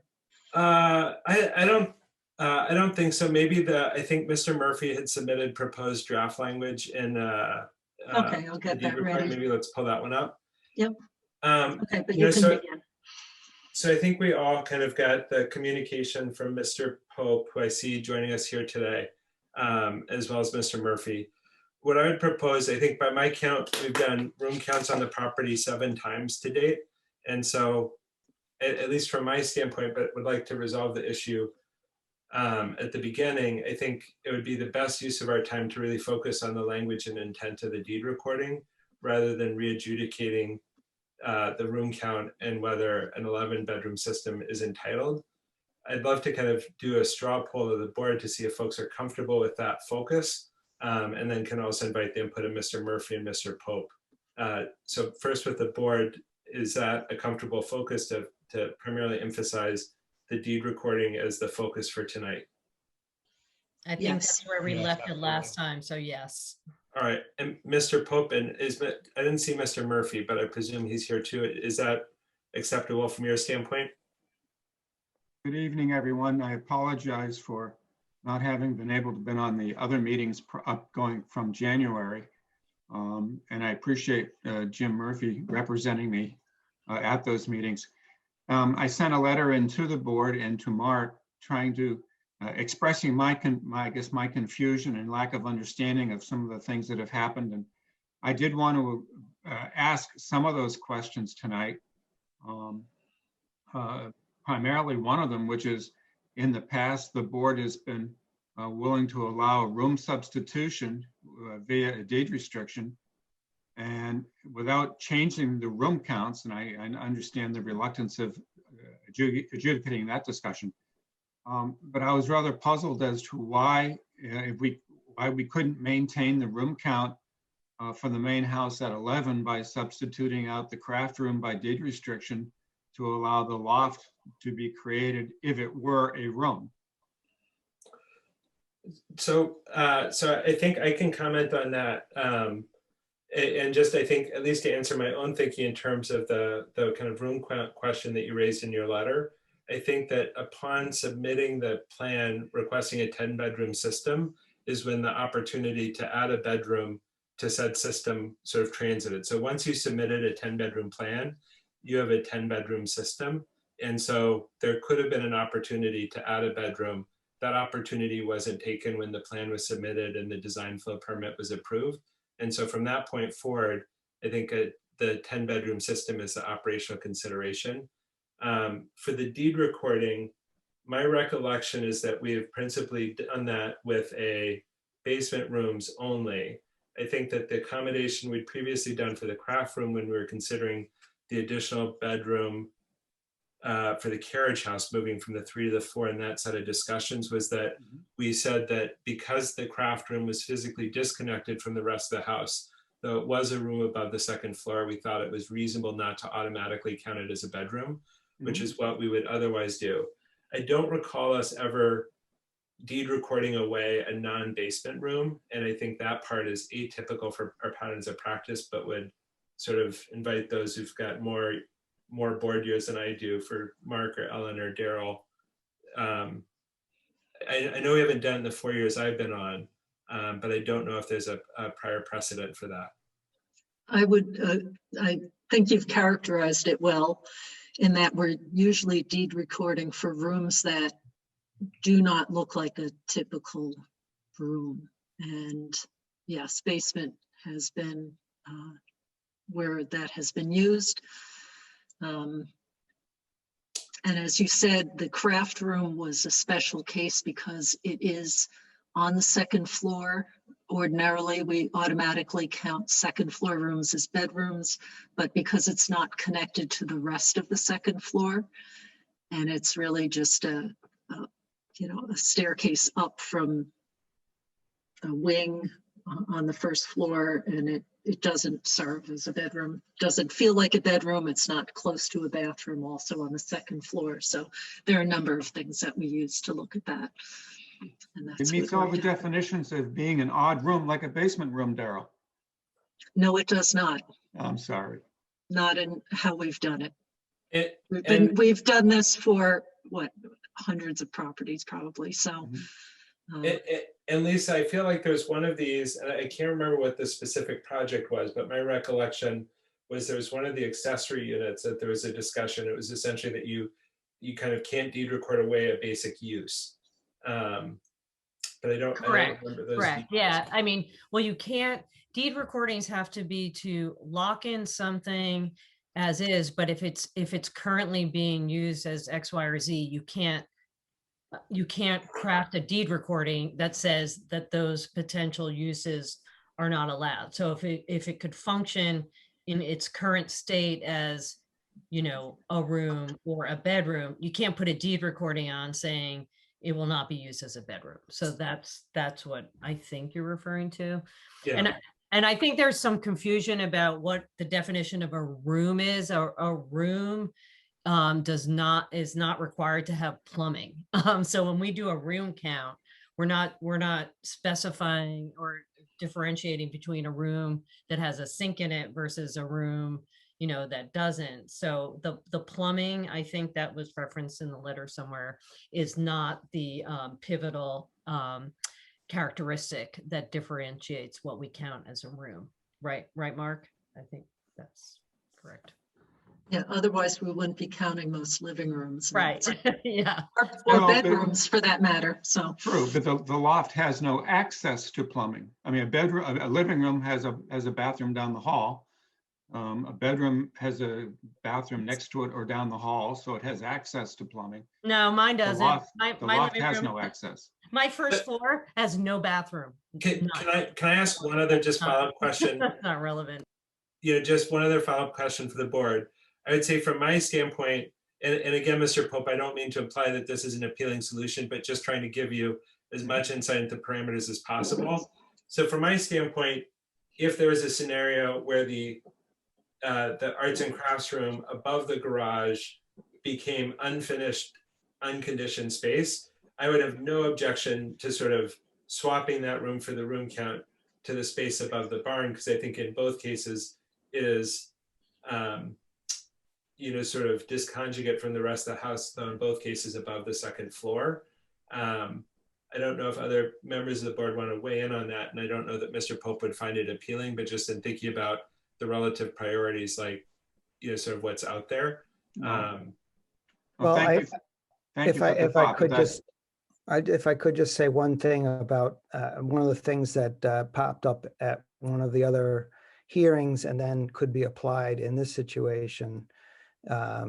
And I think Matt had, Dr. Vitale had suggested this once before. Is there any other place in the main house that we could deal with a room count? And so I know in a hearing right after ours at the last two meetings, that the board went over room counts for the new homeowners, and were able to change the designation of one room to a laundry room and to change a set of two rooms into a suite, and thereby reduce what otherwise would have been a count of 6 to a count of 4, so that they could have an approved 4-bedroom system.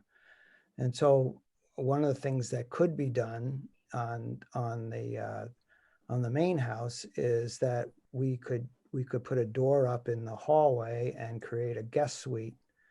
The guest suite would have what would otherwise be 2 bedrooms, but if it's the same analysis as the master suite that you did for this other property, then that would eliminate a room, and then this barn loft would fill that space, and we wouldn't have an issue. So I think that was one kind of unique new approach that we saw after we read the minutes of March 17th as it related to the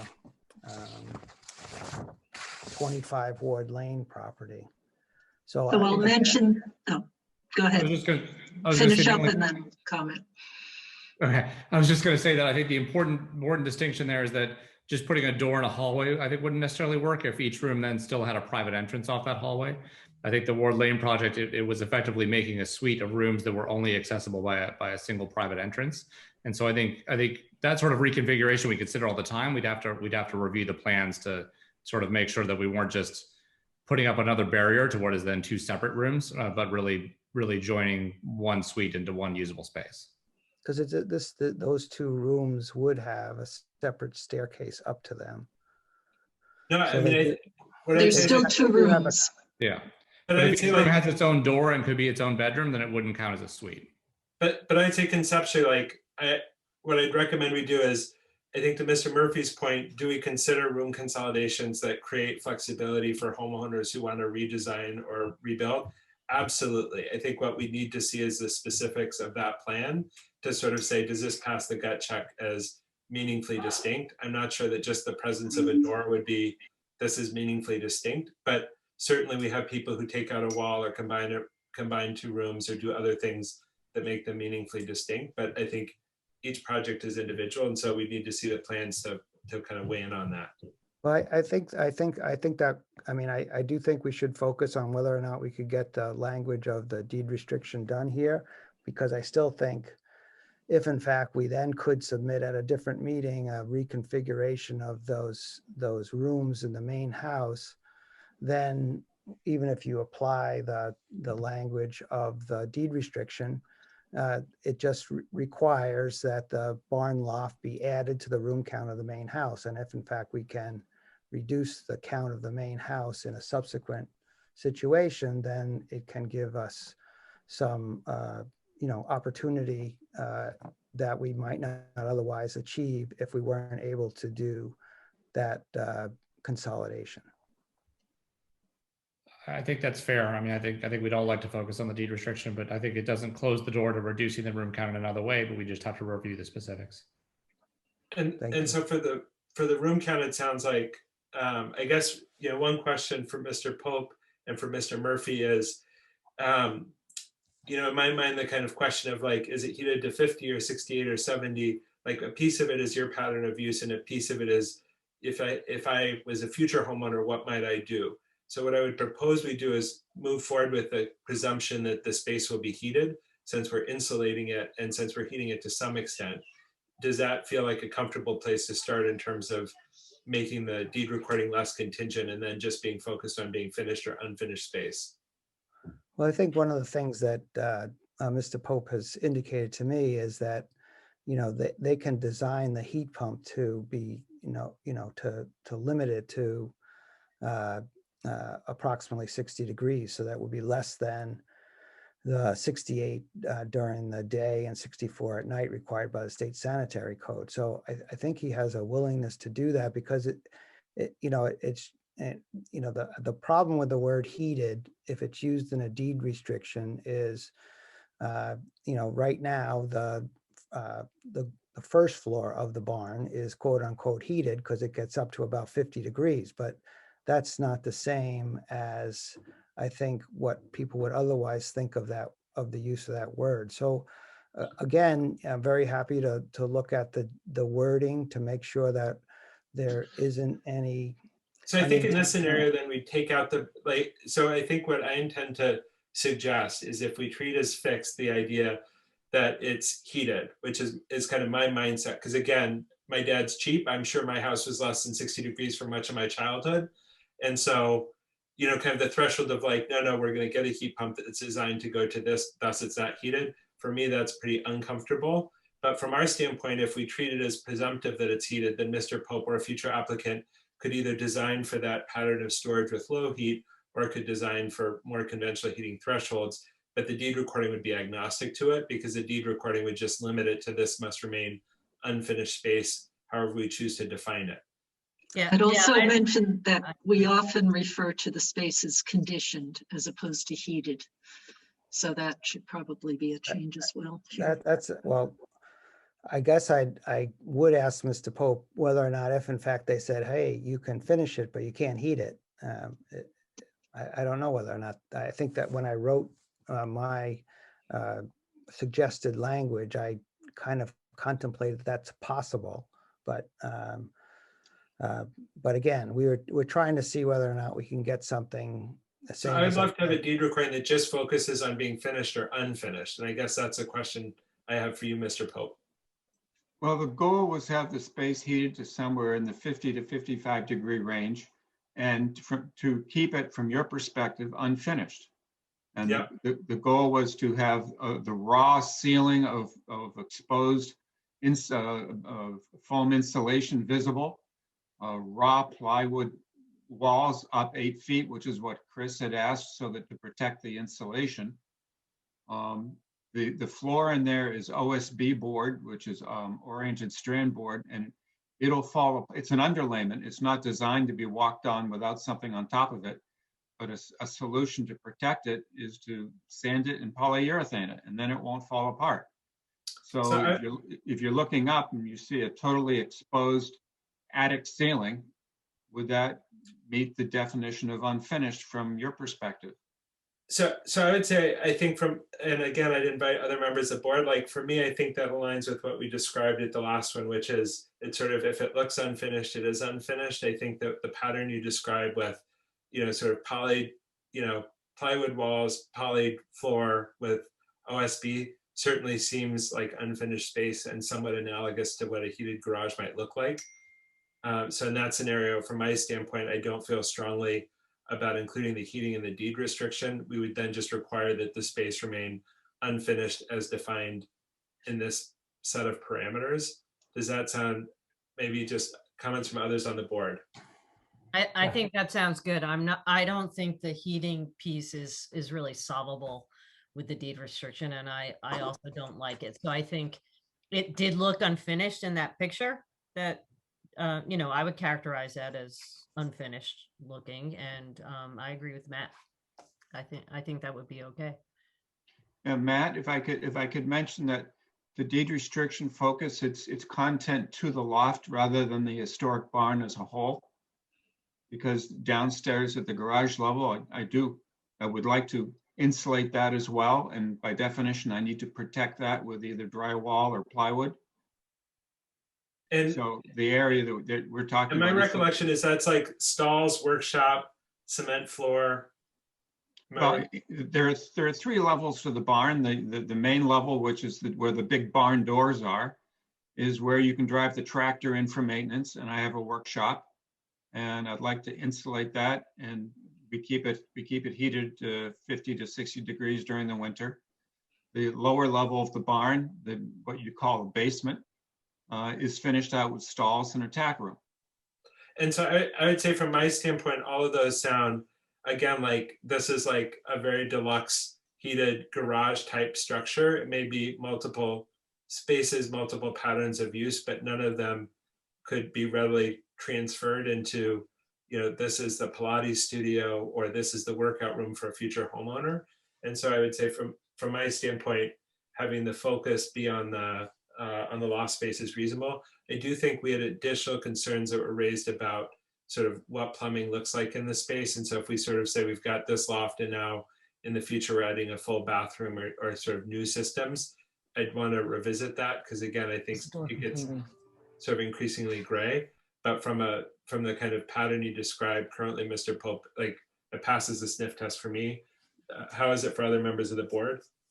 Yeah, I'd agree. I think when we discussed this before, our only comment on the rest of the barn was in reference to the addition of a bathroom or a drain. But I think other than that, I think we all agreed that the garage type use was reasonable. And I'll also say I agree that the sort of current description of finishes in the photo makes sense for unfinished space. So I think as is, this works. And does the board care what kind of a finish is in the fire protected stairwell? No. No. Okay, thank you. I don't feel comfortable at all. I think we're just not being honest, and I'd love to live there. It sounds great. Yeah, but I totally hear. I invite you to expand on that. What I would say is, I don't have to love the rules, but we do have to follow them. And I think in this case, if we say there are people in Sherborn who have heated garages that are nicer than any apartment I lived in into my 30s, but it's a garage and it functions like a garage and it looks like a garage and it's lovely and it's got like slab heated floor and their car is worth more than my house, but that's a garage. And so I would say, I think that, in this case, I hear the concern, but I think if we say this is unfinished space, then I think it satisfies the regulations that we have. In reference to the loft. In reference to the loft and to the other space, I think Rebecca's concern is, this is a slippery slope and ultimately the property isn't designed to have that function as a room. And so it's an important benchmark for us to sort of stand by and say, this really needs to follow the rules. And I think what Rebecca is saying, although I'm sure can say it better, Rebecca, is, this is kind of over her line for what looks too finished or what looks like a genuine pattern of use. But maybe Rebecca, do you want to expand? The problem is maybe this is your use, but that doesn't mean the next person isn't going to have a different use. And the problem is we have to enforce the rules the same way for everyone. I just like to be consistent, and I just don't feel comfortable if we're not being consistent with everybody. That's all. I guess, Rebecca, what would you say is inconsistent here, and what would you propose to solve that? Yeah. In terms of what we've considered, it just doesn't seem unfinished to me. It's finished. In what way? Urethane on the wood. We're covering the insulation. It's OSB. It's not like a finished floor. Yeah.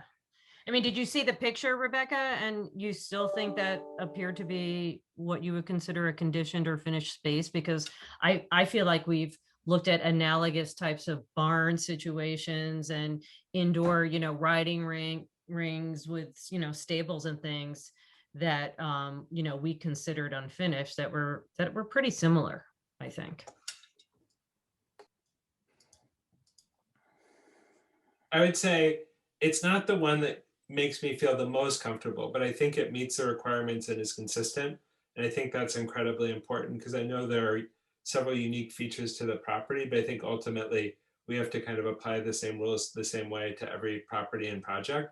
But from my standpoint, it passes the sniff test of this is unfinished space. I think if somebody said, I think the other key features are the fact that it's an outbuilding, I think also makes it easier to meet that standard for me. If this were, we're adding a 1,200 square foot attic and we're doing X, Y, and Z, and the primary residents are connected to living space, that would be more complicated, just the same way that in those prior considerations, if the arts and crafts room had been contiguous with the rest of the house, then we couldn't have just said, no, that can count as a room, but not a bedroom. But I think in this case, it meets the rules that we have. If we want to change the rules, we can do that, but it wouldn't apply to this project.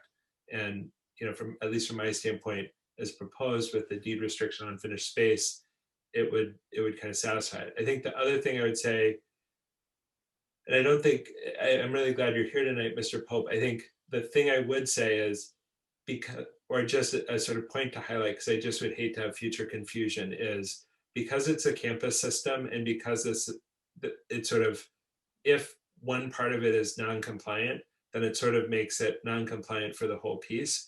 So I think keeping this space so it satisfies those requirements is unfinished space, or coming back to the board if there's a room count reconsideration will be really important, because otherwise sort of the accessory unit, the carriage house, and the main house would all be out of compliance, since the campus system itself would be out of compliance because the room count would be off. And so I think it just really highlights the importance of this remaining unfinished, or if there's kind of questions about that, to come back and have a conversation with the board to make sure there's no kind of discrepancy there. Does that make sense? Yep, thank you so much, Matt. Okay, and this is Daryl. I'll note that I think that the OSB is certainly a big improvement in terms of being able to be defined as unfinished compared to a laminate floor. So that is a good step in the right direction.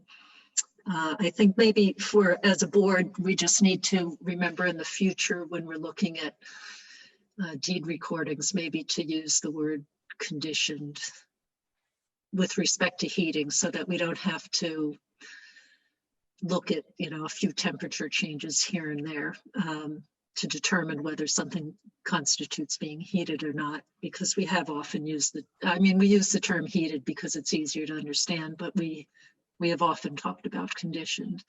And then just on what's hopefully showing right now on the proposed wording, the fourth sentence of if the second floor barn loft is both heated and finished. That kind of clause I'm not comfortable with, because it says, okay, if it ends up being finished, then the Board of Health reviews it. And it really should be more along the lines of, in order to finish the second floor barn loft, it will be necessary to go before the Board of Health with plans, that kind of thing, not an after the fact, oh gee, now how are we going to make it work and get the count just right, given that change. So that, just on this wording, I would not favor that.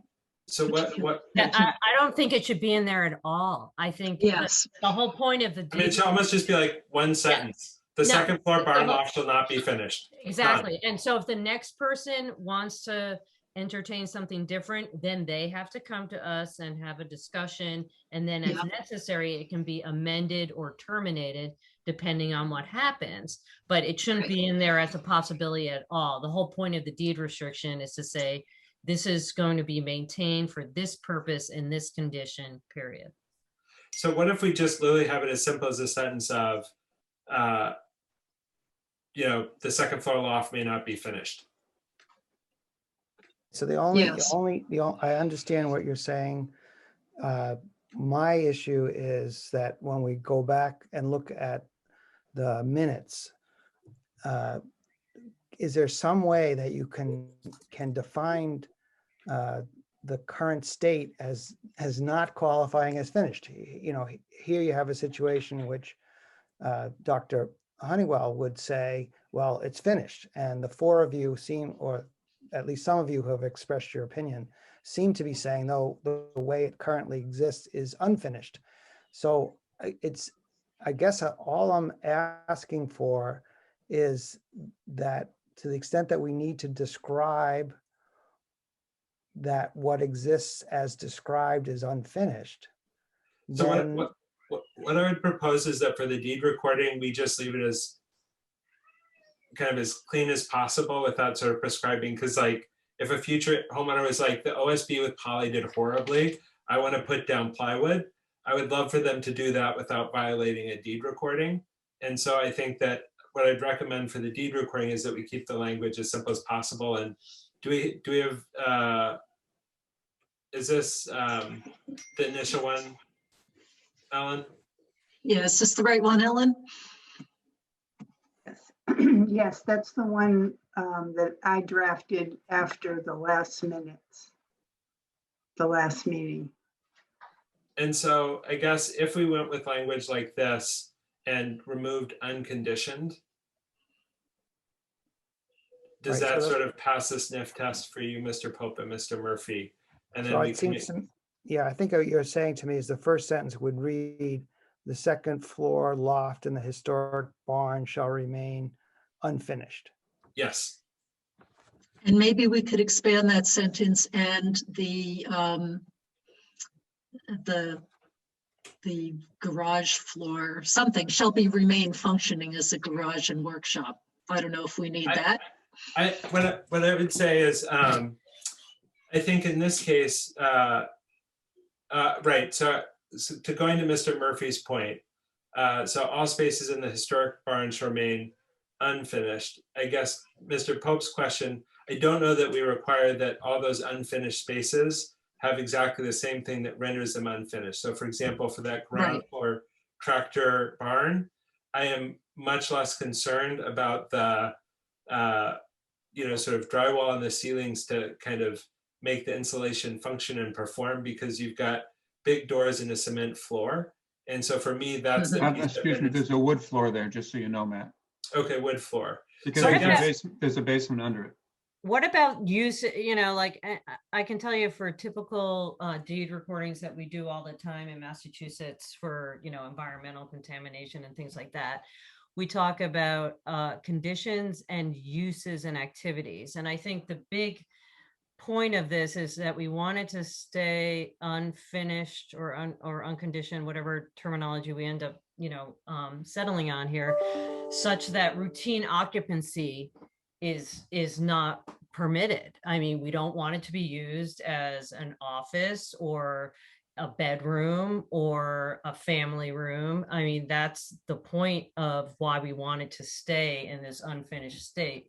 So to me, maybe coupling it with, the notion of the condition vis-a-vis staying, unfinished, coupled with, and shall not be, either shall not be used as a routinely occupied space, such as, bedroom, family room, or something along those lines, because that way you can avoid the whole issue of defining it's a garage, or it's going to be used, for repairs, or it's, tractor parking, or, getting, or a wood workshop. Like, the whole point is no one's going to be staying there on a routine basis. No one's going to be living in that space. No one's going to be residing in that space.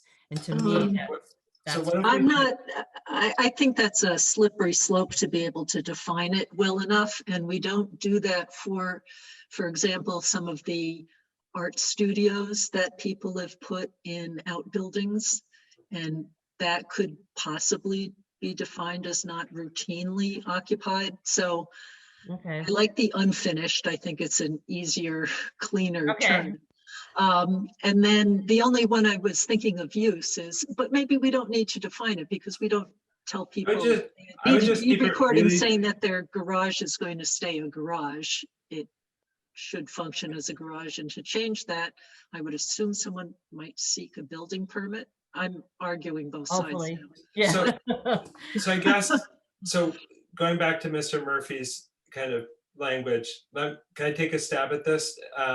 So all spaces in the second floor loft of the historic barn shall remain unfinished. Again, going to Daryl's point and Lisa's point, we don't articulate that we expect a barn to stay a barn or garage to stay a garage. So I don't know that we need to articulate it here. And I would be comfortable moving the sort of what the board will do if there's a new request out of this to kind of, I think it was Lisa's point to say, these are the things we'd always do. And so to just kind of simplify the language. I do think that preserving the language that the loft space shall not be connected for human passage to the accessory apartment, I would prefer to include that, just because making sure that that space stays distinct. And That's fine. Yeah, and then a third one, definitely. and no new bathroom or water connection. Yeah, I think that's. I just wanted to make sure that, people realized that the basement, as Mr. Pope has described it, does include a tack room. It does have already a washer and dryer in it, and it does have plumbing on that basement level. Mark has required in the past that it actually, he have a horse hairnet, I guess, trapped before that gets out to the septic system. So I didn't want you to think that there wasn't some water in this building. But It says no new bathroom. No new, exactly. But That's fine. Just for completion and any minutes, I just wanted to make sure that there was no. Yeah. And So basically, we're only going to have one sentence in one. Yep. And we're going to revise And it to say all upper level or whatever, all second floor loft of the historic barn shall remain unfinished. And I think Matt, may I just comment that I do need the urethane, the OSB board, or it will fall apart because it's not meant. Oh to yeah, be I am comfortable with saying urethane OSB from my standpoint remains functionally unfinished, though technically polyurethane is a finish. I think the intention of the board is to say this is a visually and functionally distinct space, that if you sort of say you know, is this the same as hardwood floors, or is somebody going to say, well, this should obviously be X, Y, or Z? From my standpoint, I don't think poly to OSB hits that threshold, though I recognize others on the board may disagree. You know, for me, that passes the gut check, because I do think the intent here isn't to make it so that it degrades with a typical pattern of non-occupied use, which I think OSB would, coming up with, you know, muddy boots or other things to bring stuff upstairs. It just doesn't hold up with water. So I guess, so it sounds like we've got the revised deed recording. Ellen, is that something you could then provide to Mr. Murphy with those revisions? Yes. And do we need to vote on the deed recording language, or did we already vote on the building permit with a deed recording and the language doesn't require an independent vote?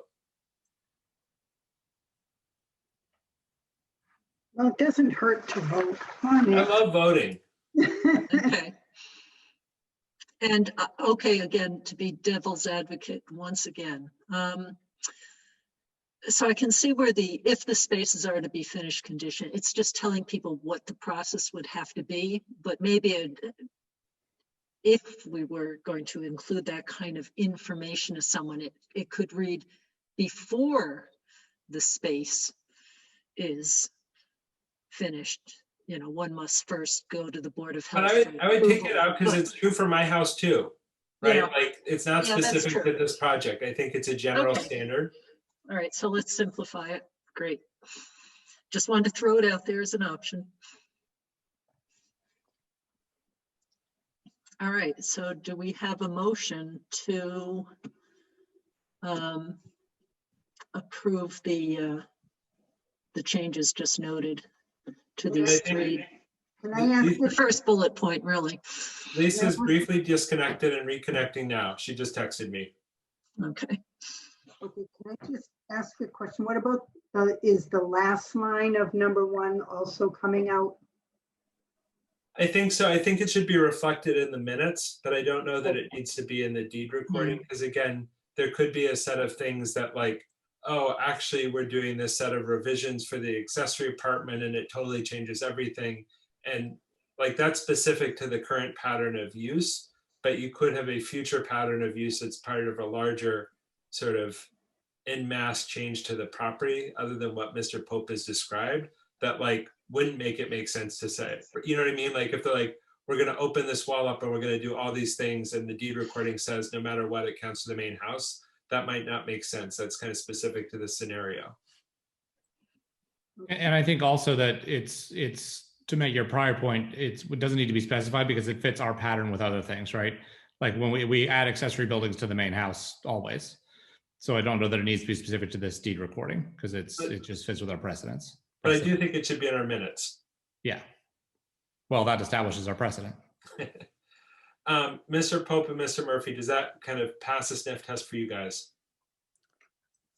It does for me. I think it would be helpful if, as part of your motion, if I have, after I see it from Ellen written, I think it's just going to read second floor loft in the historic barn shall remain unfinished, period. And then number 2 and number 3 are the same. If that's the vote, then that's okay. Yep, you got it. And Mr. Pope, does that all work for you? Yep, again, as long as no one construes throwing some urethane to protect the OSB is not compliant. Perfect. And That'd be Ellen, great. can we make sure that the minutes reflect that we've discussed it and that USB board does not make it occupied finished space. Yep, you got That it. would be fine. Thank you. Perfect. Well, it So- may make it occupied, but it isn't finished. So let's take occupied out of the minutes. I think it doesn't make it finished space. All right, perfect. Do I have a motion to endorse the deed recording language as described? I think Rebecca's trying to speak while muted. Oh, sorry, go ahead, Rebecca. I was listening, but I was wondering if you could repeat what you just said, the second half of what you just said. So the point that Mr. Murphy wanted to make sure to clarify is that, again, just to make, I think their hope is to say, we don't want to say later that we didn't do it we said we'd do, or we did something we said we wouldn't do.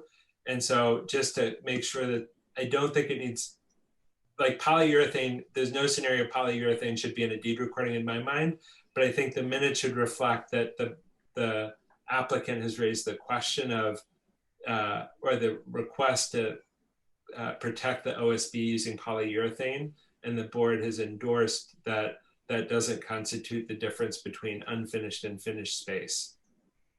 And again, I recognize that may not be your perspective. I think that's my point of view, but I think that's a portion of what the deed recording will speak to, whether it's finished or unfinished. But certainly, I don't know that we need to vote on that, but I'm not opposed to voting on if people want to.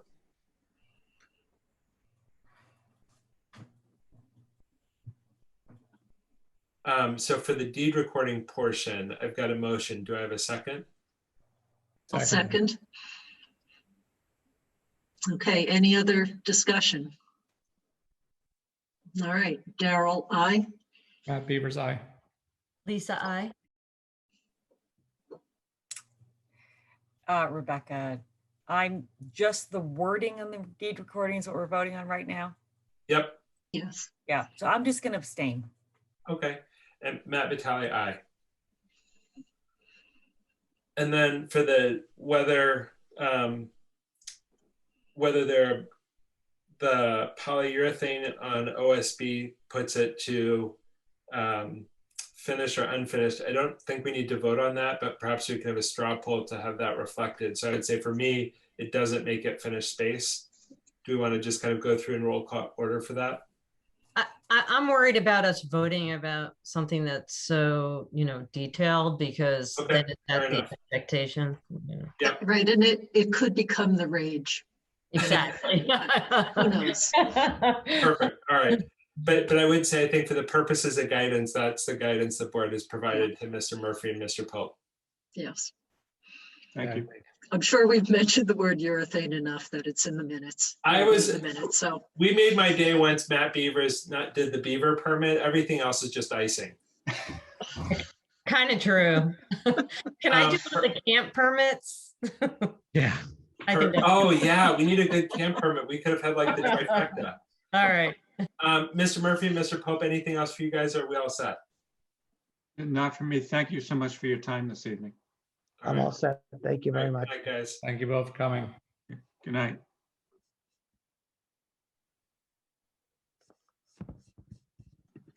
all right.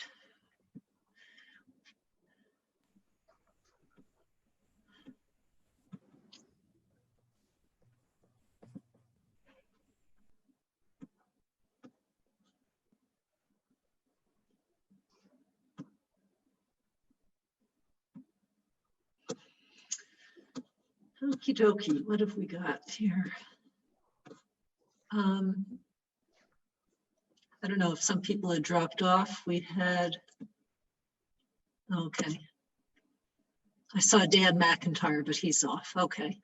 And then Wendy or DR, are there things that you're here, or Courtney, that you're here for in particular? Otherwise, we'll just move through our other items. Hi, Daryl. It's Wendy Alassi Bracken. I was just here for the COVID update. That was all. Okay. Oh, yeah. Gee, that was a lot to sit through for what's going to No, be. I jumped on later. Oh, okay. Yeah.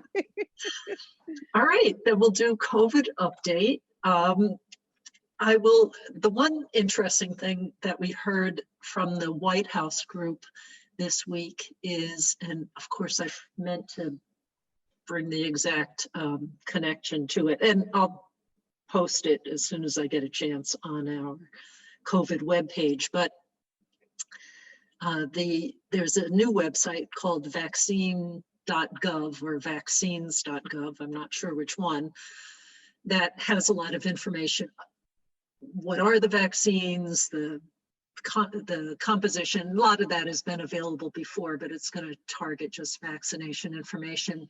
But they're also having a code that you can text, and then you provide your zip code, and it will tell you all of the places near you that are offering vaccines.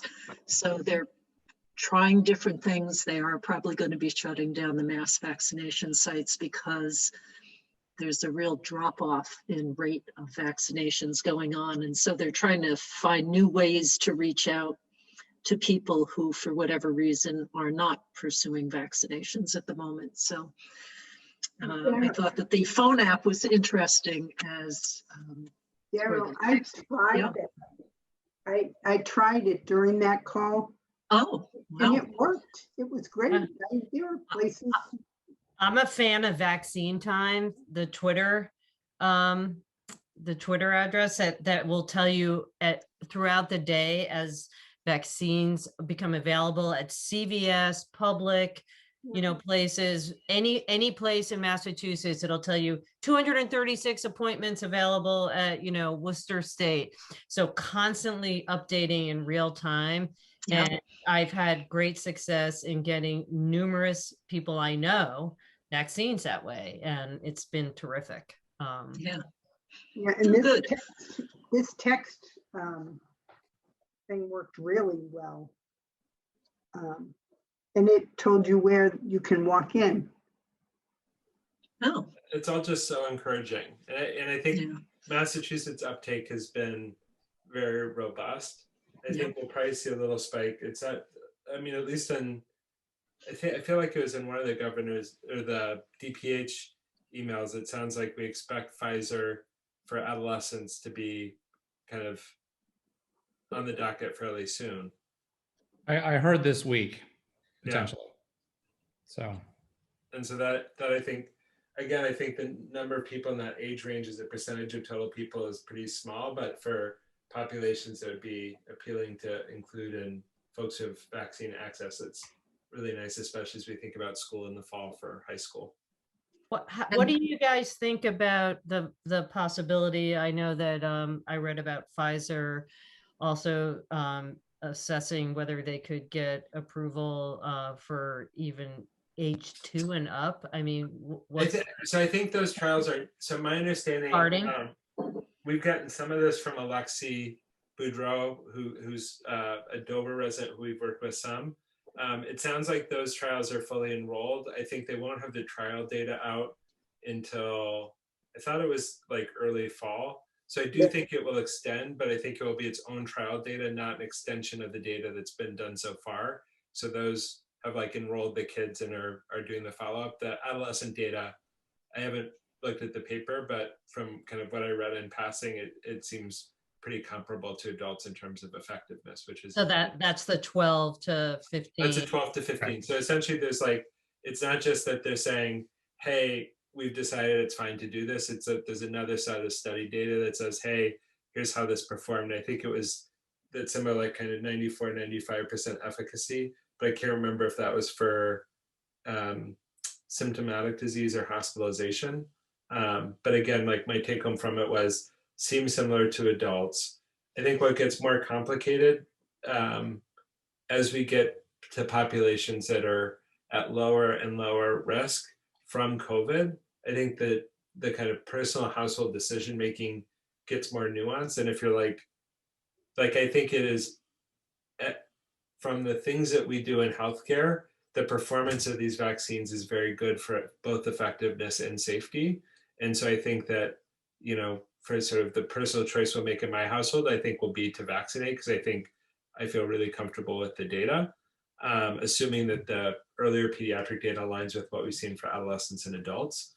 But I think that as you look at the risk, it's a really different set of decisions if you're 8 or 80, just because your risk of COVID is so very different. And so I think that the messaging, my guess is that what we'll see is more of this will go through pediatrician's office and less of it will go through mass vaccination sites, because I think people will want to have that sort of trusted messenger piece of it, where they're talking to the person they know who's helped them make other healthcare decisions for their kiddo. And so I suspect what we'll see is, as we get to younger kids, the rapidity of vaccine adoption will probably slow down. I think ultimately the uptake in places like Massachusetts will still be very good, but I don't think it'll be like the spike that we've seen with other age groups that were higher risk, where people are like getting up at 4 a.m. to get into the CVS site. I think we'll see it smoothed out and more through pediatric practices would be my guess. I think at the same time, availability will continue to improve. So there will be less need to be up at 4 a.m. to get your kiddo vaccinated, right? So it'll happen slower, but I think it will happen. Yeah. And just so, I mean, so encouraging overall, as we see, you know, kind of continued pretty robust adoption in all of New England. I see Jeff with a hand up or a high five. You know, I actually am pleased because you can't go a meeting without Bullard Street being on the agenda. But, you know, the people I've been talking to in the pharma industry, these trials are more not efficacy based, but dosing based. So they're trying to figure out what's the appropriate dose for children.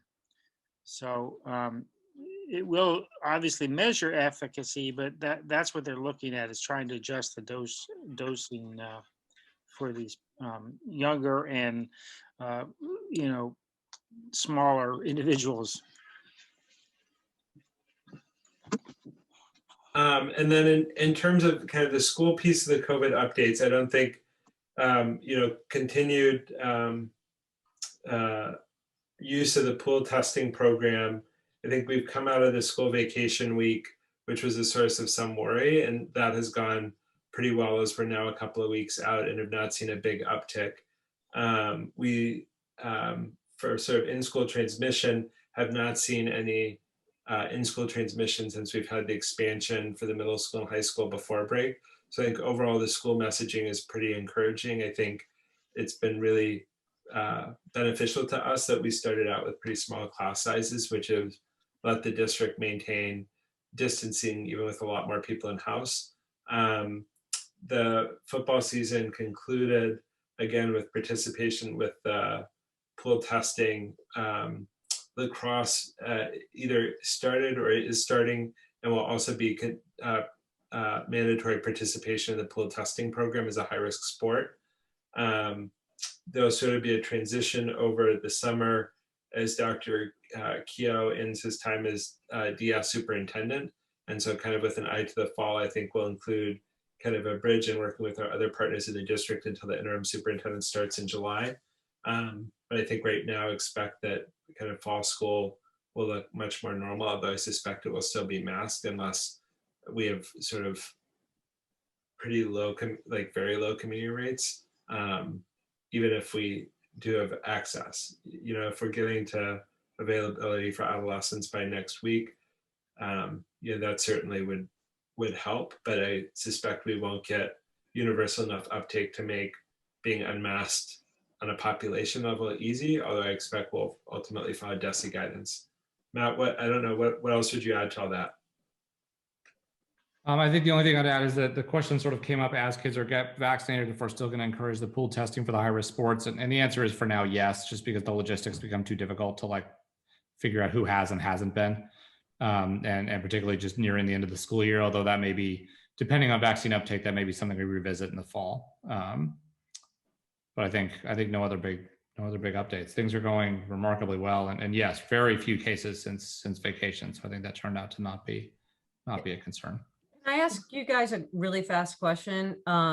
So, you know, I think as we've been discussing, and I know Daryl and I have talked about this a lot, you know, things like air circulation and air changes have been demonstrated to be much more important than perhaps, you know, 3 feet versus 6 feet, as well as the whole dermal contact route, which is, you know, as I suspected from the very beginning, was pretty minimal relative to inhalation or, you know, the larger droplets. So my question is there going to be modifications to the sort of school protocols? Because again, you know, with resources that are finite, should we be focusing on the things that seem to be the drivers of most risk and not necessarily worried as much about, you know, doing cleaning multiple times a day of surfaces that are only, you know, being incidentally contacted and spending money on the materials and chemicals and, custodians' time and instead putting money towards things like ensuring that we have adequate HVAC systems and things like Yep. that. So they have migrated away, I think, very much along these lines in conjunction with revised DESI guidance. So they sort of were using, in my head, it's like a Buck Rogers ray gun, but there was some kind of electrostatic Ghostbusters like blaster that they were using that they stopped using with that revised guidance. And then also balancing the sort of how toxic a chemical do you want on the surfaces touched by lots of little kids every day, or sort of how toxic is probably not the right word. How aggressive a chemical do you want? And so again, I think they migrated to more mild cleansers that still meet the requirements for being effective against COVID, but that moving away from that contact. From the HVAC standpoint, I think that they did studies at both schools, and in those areas that didn't have performance at the level they wanted, they invested in additional HEPA filters, I think in conjunction with essentially like the performance in individual spaces. So I think that overall, there's been a general pivot towards managing air and moving away from surface contamination is a big concern. I think there's some particular areas that still are extra tricky, like the real little kids, in terms of the manipulatives and those pieces where there's sort of more hand-to-mouth behaviors in like a kindergarten classroom than there probably is in a middle school classroom. That probably warrant just still some attention and thoughtfulness about how do we approach it.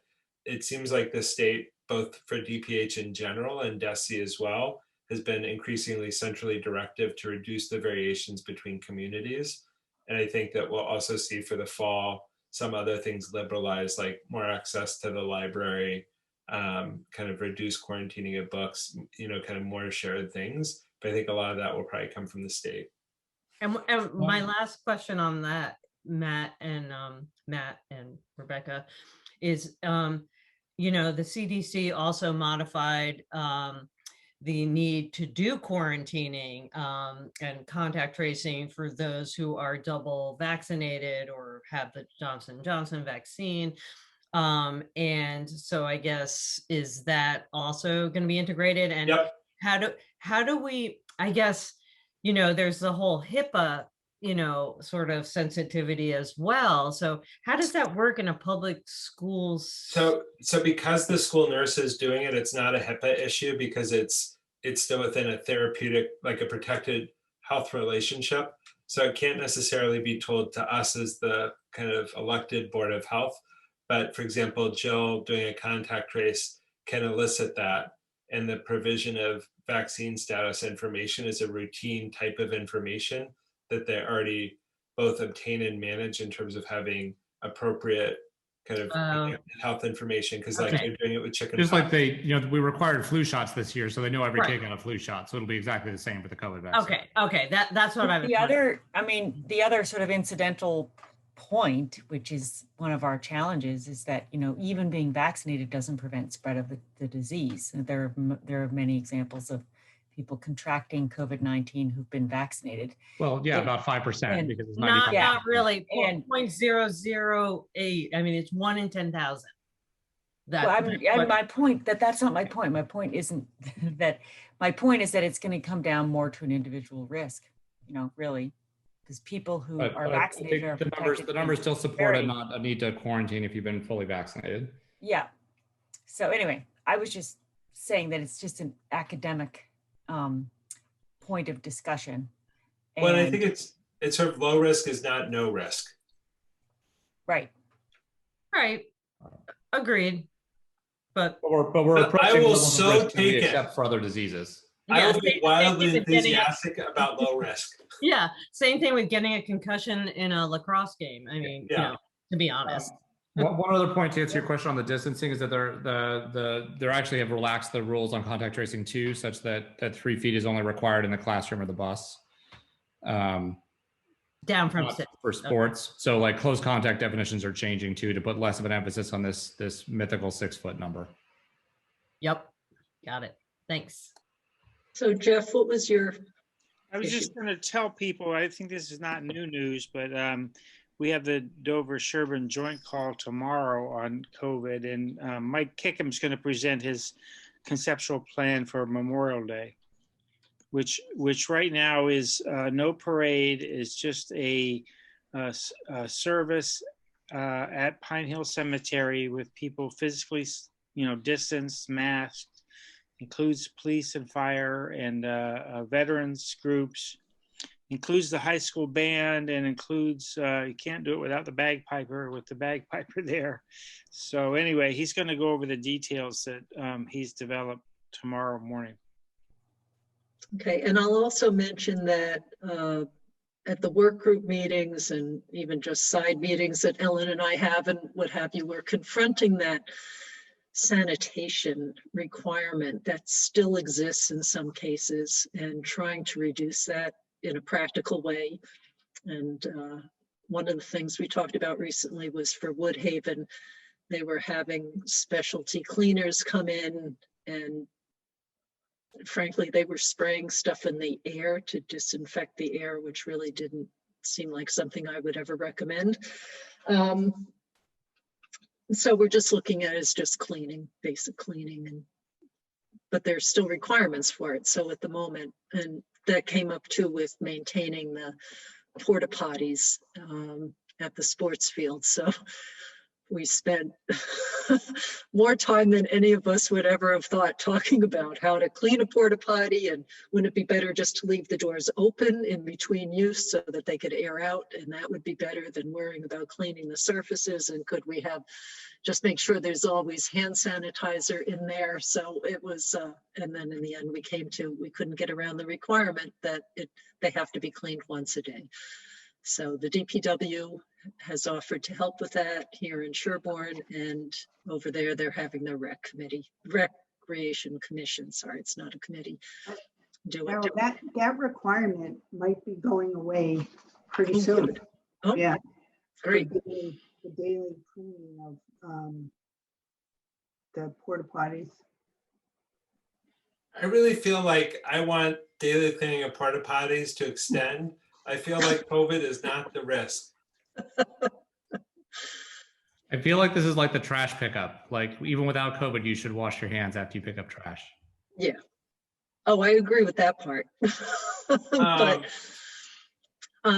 okay, we have a couple more hefty topics. So does anyone have any other COVID questions or observations?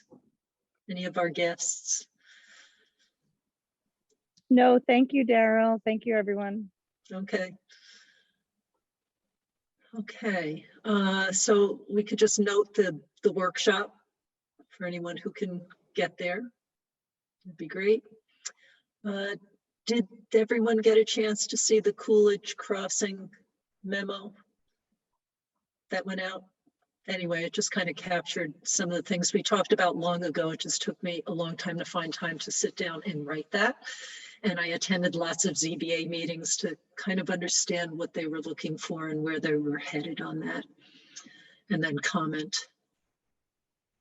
in a way that I tried to be as helpful to the ZBA in terms of including the regulatory excerpts that I felt were relevant, and then our commentary and recommendations. By tomorrow at 7, I need to whip something into shape for the Hunting Lane North Main Street project, which is nowhere near as clear as the Coolidge Crossing, because the information just isn't there. They haven't done all of the studies. They haven't provided all of the data. Some of the reports are extraordinarily long. They're 250 pages, some of them, but often it's just a lot of attachments of printouts from hydrogeologic modeling output and copies of equipment, charts and brochures and other basic information. But in any case, let me open up my notes so I can run a few things by you to see if you're okay with some of the concepts for what to say about Hunting Lane, since They're planning to do a wastewater treatment plant of the type that would be regulated by Mass DEP and to have the public water supplies. Hey, Daryl, while you're looking for that, so I haven't studied because I was away on vacation, but so I haven't really read through all the warrants, or maybe this is something Jeff is up to speed on. But is there a warrant for town meeting to potentially purchase that land, Jeff? Yeah. So I think someone's not on mute. I don't know, Mark, if that's you or someone else. I can't tell who it is. I think it's Mark. I think he just muted. Can you hear me all right, though? Yeah. Mark, just know that I'm eating my ice cream sandwich now. Well, I never got my ice cream. Oh, I got mine. All right, go ahead, Jeff. Sorry. No worries. So the warrant article is to authorize the town to fund $950,000 to purchase the property, which is in the neighborhood of 20 acres. They're taking the 61B zoning property and excluding the house and road and around 2 acres of land dedicated to the house. And the town would not ultimately pay for it. The Unity Farm, I signed it last Friday, a memorandum of understanding with Unity Farm that they will pay the $950,000 from their 501c3 foundation to buy it. But we wanted to have the town buy it initially so that the town will be sued rather than have the Unity Farm be sued. And we arrived at I think I've told you some of this before, so I'll say it quickly, but I can drill down if you want me to. We arrived at the $950,000 because we paid for an appraisal that was based on getting 2 housing lots, meaning it was driven by the septic capabilities of the 20 acres, 2 housing lots, $950,000. We offered that already to the developer, Lebarsky, and it's likely they're going to reject it. And they're now slated to come back to us in mid-June with their proposed price for us to purchase the land. And so the likelihood there is we'll reject that and we have to then agree on a 3rd appraisal. So that's what will happen. And I forget the exact timeline, but I think it's 90 days for a 3rd appraisal to be completed. So long story short, Lisa, the warrant article is just right now to authorize the town to borrow $950,000 to purchase that 20-acre parcel. Ultimately, it won't cost the town anything, and it will be fully reimbursed by Unity Farms, and we have the signed document to show that they'll pay for it. It's not just Unity Farm, it's I forget the split, but there's a bunch of abutters that are also contributing to the purchase. But it'll be Unity Farm. They're donating to Unity Farm, and Unity Farm will purchase. Will assign our right to the land to Unity Farm. So, what impact would that have on this proposed development? I think enormous, because as you guys well know better than I do, I mean, this septic and water are very tight there, and you know, I think the Board of Health probably has data from surrounding properties that are indicative of what the porosity and permeability are, some of the soils there. So, and also this property, I think when they were going to have this, you can correct me, Daryl, but they were going to have piping go underneath this land. It would, you know, basically be coming from the development down to some sort of treatment facility or consolidation facility. So this takes away that pathway. Awesome. And so what we're saying to them is the trigger, they were trying to play a game where they weren't really triggering our right of first refusal, but we're saying that by applying for a 40B project, that triggered it. And this, we went to court and we won in court. So the judge ruled in, this is in land court, I think it is.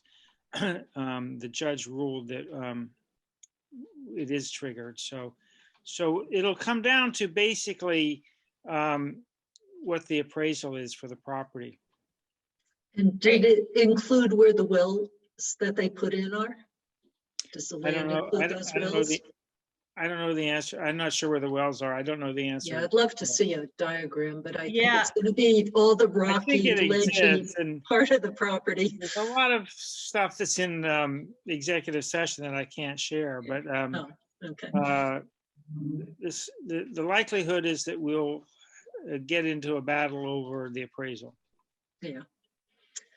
And so Any some of the, information you guys have though about adjoining properties or prior tests, it's not, this is such a, unlike Coolidge Crossing, which is in a flat area and more Yes. consistent soils, this is such a rocky, ledgy, steep, very steep part of land that you Sure, can't yeah. just automatically look at what's next door. I think there appear to be pockets of deep soil and then ledge or bedrock very close to the surface. very And that's heterogeneous. alternating across the property. So it's hard to evaluate, and the data that they've provided is abysmal. But the So- thing is that you're not only looking across properties for the technical features, but these may be the properties that the appraisers are looking at for comparables for appraisals. So Oh, yeah, but they've you know, already know that they can. find that they go hand in hand is that Mhm. if you can influence the appraisers, not necessarily on this property, but they're Yeah. trying to find comparables. Right. Right, and we could talk about the uncertainties of what Right. exists there. So Yes. just so people know, the applicant has requested waivers from our septic, well, the the larger projects with the EHIR. And we also have a section on small wastewater treatment plants. Even if they are regulated by Mass DEP, we have requirements that they at least share all the plans with us and that kind of thing. So they've requested waivers from everything. Certainly on Coolidge Crossing, they did the same thing, but there were things that I put in there as recommendations to not waive, such as simple little things. There's part of our sewage management regulations is a requirement that during construction that temporary facilities be provided. So back to porta potties yet again. And that just makes sense. And frankly, that's a best practice. So why even waive it at all? It should just be done, even if there is a requirement at the state level. So, right, without the septic or water falling under our direct oversight, we still have a duty to consider the essentials for public health, and that could be the sanitation of managing septage properly and making sure that people have water. So that's where the comments come in about the things they keep pushing for answers on questions at all of these ZBA meetings about the adequacy of the water supply, but of course they've not done any of the tests that they could have done to even figure out what the feasibility of what they're proposing is. So when they had the chance to do the pump testing early on, wouldn't have been enormously expensive to just keep the pumps running for an extended period of time and then monitor people's wells. We know from 59 North Main, that's not that expensive, something like $100 for a week for each monitor that they could have put in, given the amount of time and energy that's been spent on the uncertainty. But I think it's going to come down more to recommendations that they should really make sure that they have this before proceeding. ZBA has hired Nobis, who worked with the town on the fields at Sherborn, to be the peer reviewer for some of the issues of that. And they are looking to the peer reviewer for recommendations on that. So I think us providing recommendations for extended pump test periods, drawdown, and monitoring of surrounding neighbors' wells is something that we've done for other projects and certainly fits in with this one. There's also, I just mentioned that the site is complex terrain-wise and what's known about it. Also, it's interesting, I think, again, the reason I say there might be pockets of deeper soil is that they have a few test pits that they've indicated on the plans and that they provide information about and how deep the soils are. And they are, I think the deepest one was around 108 inches, if I'm remembering correctly, which I might not be. But then there are other areas that are very shallow. And I'm trying to think of what enormous, some of the details to leave out. But what's troubling is that the prior owner of that property, either before they built their own house or after they built their house and then wanted to sell it and were having trouble selling it, and they were trying to subdivide the property into more than one lot, they apparently tested all over the property and could only find one place that was suitable. And that is very different than what the current project proponent is claiming. So that's disturbing. Anyway, why is that? So, and also where they're planning to put the leaching field is way up at the very top of the hill, and they acknowledge that the depth to groundwater is not very great. So they're planning to do mounding, but also it's wet at the surface. And according to the neighbors, every year there are either vernal pools or it's isolated wetlands, intermittent isolated wetlands. There was plenty of water there. The neighbors had been sending photographs to Concom and me and others for a few weeks leading up to the site walk. And on the site walk, we were looking at the standing water, and the main project proponent's engineer said something to the effect of, oh, that's never there. It just rained last night. So that was completely not correct. People have been observing that phenomenon there for years. And we had photos that, again, had been streaming into us of that condition existing for weeks. So that's too bad. Let's see. Key issues too that they should be paying attention to in the future would be groundwater mounding, because with the shed. Can I just ask a follow-up question? I guess Yep. For the previous owners, is there any ability for us to get more detail that we could share in terms of the either communication from those owners or from the testing that was done? Because that seems like it would certainly be informative. Yes, so they are willing to, and here's some of the interesting stuff. The interesting stuff, maybe you could just tell Jeff outside a meeting, but yeah. But what I'd say is, like, if we do have a history there, it would Yes. certainly be appealing to be able to say, here's the third party who doesn't have a stake in it. I get that you're trying to say, no, it's a $12 million parcel that I fortunately was a genius and bought for, much, much, much less than that. But it's accrued enormous value because of my wisdom. It would certainly be appealing if they could be like, we dug a hole every 20 feet and we found one spot and it was yay big, and I don't know what they're digging, but that's not what we saw. So the unfortunate piece is ordinarily you could go to the engineer who was out there doing the testing. It wasn't all observed by Mark because they were doing exploratory. So they would, dig a hole here and there all around the property. That engineer is no longer with the firm. It was GLM who did it. And I'm gonna guess it was probably Joe Nyhill. He might have kept a field log, but he's no longer there. And so the scant piece of paperwork that they could find in their records is, it's minimal. really minimal. Skip Smith apparently was the excavator operator, and he says, yeah, it was just, there was nothing good there that was going to work.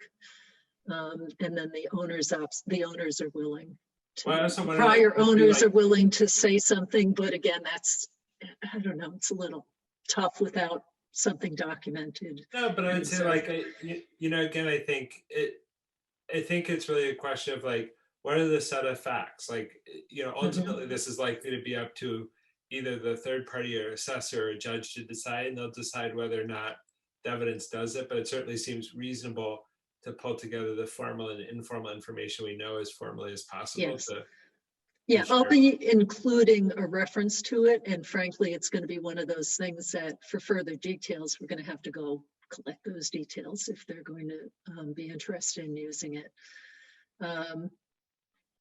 So they keep talking about there's not going to be much mounding from things, but they're going to be moving a lot of water onto the top of this property, to the top of the hill, and then dumping it into, right, the leaching field, and that's probably going to flow down and it's going to come out on ledge, and that's at the surface at places, who knows. They're also planning gutters from the roofs, and then a lot of underground subsurface structures, vaults and infiltration chambers, and then also with the basements, and you know, so there are going to be a lot of things that are going to be significantly changing the flow dynamics and what's going on there that I think is going to need a lot of attention. It's just a very complicated place, and it's going to be quite dense with roadways and all of the buildings on the Hunting Lane portion. I'm ignoring for now the 41 North Main because that's simple in comparison to this other property. And Mark did a calculation, and it's going to be about 3.5 times as much impervious surface there as there is now. So they have been very concerned. They keep saying that there's not going to be a change in flow off of the site, and they're trying to get out of special provisions for stormwater management, saying, well, it's flowing off now, it'll flow off then, but I think it's going to be quite different. One other thing we could suggest, and I'm basing this on a study that was done decades ago in Massachusetts, looking at developments that had their own, they called them at that time, package treatment plants. And so someone looked at the performance of package treatment plants all around Massachusetts and found that putting the package treatment plant at the edge of a project had a high correlation with ones that didn't perform as well. And that's because you're putting the burden of, if it's producing a bad odor, which is a sign of it not functioning quite properly, or if something's leaking or whatever else might be going on, you put it near somebody else and not near the people who are actually using it. So there's less of a motivation to take care of problems. So when you put them more central to the population you're serving, people get on it and take care of it faster. So that could be a recommendation, because right now it's right next to. So it sounds like we sort of have two parts. So there's like one Yeah. part where we've identified, you know, for the purposes of the select board or other town stakeholders in terms of key features and sort of informal knowledge about the property and what Yeah. areas are probably worth expanding. And then there's a second consideration in terms of, as the Board of Health, assuming the 40B proceeds, you know, for whatever reason, the kind of key issues are impervious surfaces, the performances of the wastewater treatment, and kind of other key issues for us to flag for the peer reviewer. And Yeah, and I just have to, be careful about how it's worded so that it's not automatically dismissed as it's not in our jurisdiction for that. Now, the thing that really is in our jurisdiction is bedrock disruption. There is no state regulation on that, and they are going to be, if they do it the way they're planning, there are going to be both water pipes that are going to be embedded in bedrock, I'm sure cutting through bedrock in some areas, and the conveyance of the treated, semi-treated wastewater up to the top of the property for the leaching field. So that's, I think there's going to be a lot there. And the contouring, because it's not a smooth property at all. It's beautiful. I mean, it's got a really interesting terrain and outcrops and boulders all over and dips and rises. It's pretty. But We're very, so if everyone's okay, or if anyone else would like to do it by 7 o'clock tomorrow night. We're very fortunate the ledge disruption work you guys did though a year ago is very pivotal, I think. Mm-hmm. So those are some of the highlights about what there is. And again, I'm going to probably, just for the ZBA's ease, and I spent a lot of time trying to set up that first memo to them about Coolidge Crossing to make it not be too lengthy, because it was hard to cut stuff out. But in the end, people could always come back and ask for more, or ask for justification or backup, and we do it then. But,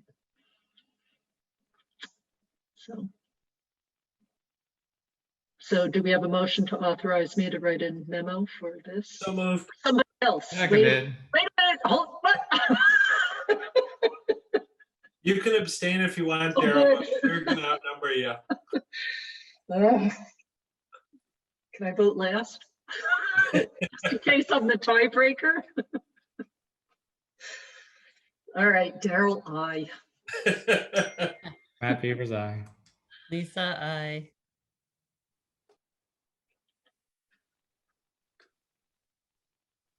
Rebecca.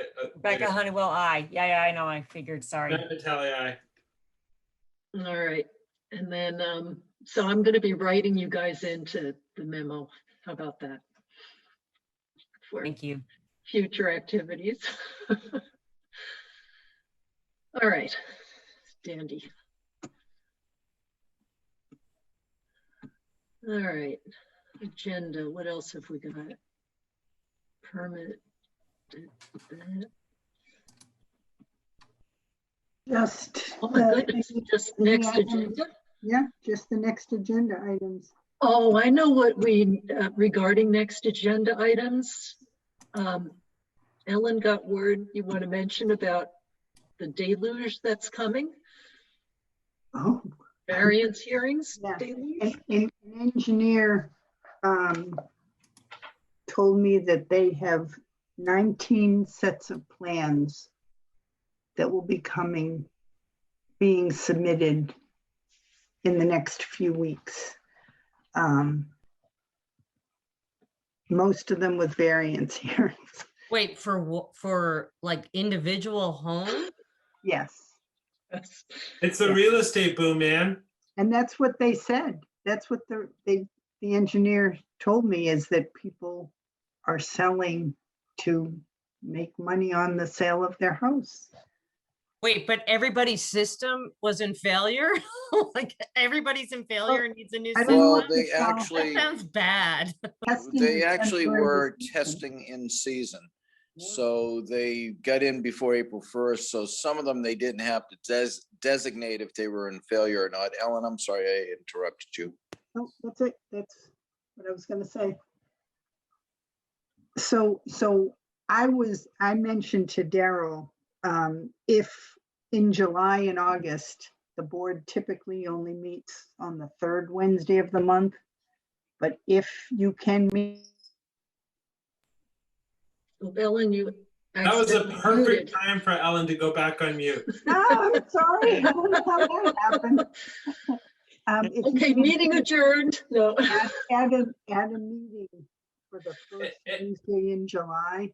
And I would say again, like, this is the beauty of a 5-member board is I think even if it's just 3 of us at some of those extra meetings to get through the variance hearings,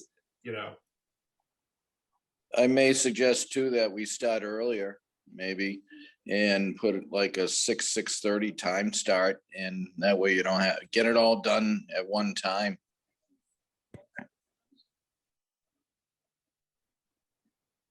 And maybe we offer a little prize for the fastest variance hearing. I think I can win. No, Ellen, it sounds like we're just stuck because we can't push any of them off. And this is just an artifact of the hottest real estate market in Sherborn since like the 17th century. So. Okay, so we could aim, I guess we'll see how it goes, how many really come in, and that first Wednesday in July, the Yeah, 7th. I'm already scheduling for June 2nd. And very soon I'll be scheduling for the second meeting in June. Yeah. So if you can add a meeting for, say, July 7th, I'm going to need that very soon. But by the next meeting, I'll have to know because I will be scheduling. Yeah. I'm available the 7th. Yeah, me too. Available, not enthusiastic, but you know, available. I never go anywhere, so why not? Okay, so can I plan that a July 7th meeting? Yep. Okay, good. Thank you. That will help. All right, and then we'll see if we have to do some other something. What were the June dates? Sorry. June 2nd and 16th. Darn it. I can make both of them. I actually probably can't make the 16th, but it sounds like you'll be okay. Wait, was my mic on? Shoot. Okay. Can you tell it's the end of our meeting? Yeah. And for the next meeting, there's one variance hearing at 7:30, then the continuation at 7:50. There'll be the COVID update. And I don't know what else. Okay, and so the next one is after town meeting, right? It is May 19th, yes. Yeah. Okay. All right. If anyone thinks of anything that they want in the. Do we need to put any kind of, I guess we can add it closer. I know for Woodhaven, at one of our last meetings, we said we'd sort of revisit the common room in a month or two. I don't know that we'll be there at the next one, but I wonder if we should have that for one of the June meetings. Yeah, I'd just like to get through this Perfect period of getting the ZBA things out. Of course, that seems reasonable. completely down to the last minute, but I haven't had a moment. Yeah. Kitty Sturgis told us though that they're more convening outside now, so there may be less pressure on the inside space. Yeah, they're having an event soon outside that they were confirming rules with Ellen for that. Right. Current rules, that is. Okay. Good. Ready to adjourn? Thanks, you guys, for everything. I know it'll feel weird not to be together for another few hours, but. You guys really rock, though. Did we have anything for Coolidge Crossing? Did I miss? That's the memo that I sent. Ah, perfect. Yeah. There we go. Sorry. Yeah. You just don't want to stop. No, I'll take it. Have a good night, guys. Good night. Yeah. Good night. Adjourned. Good night, We are everybody. adjourned. Aye. Good night. Sorry about the ice cream comment. Hey, just because we didn't get any. Oh, next time for sure. Okay. Take care. All right. Good night.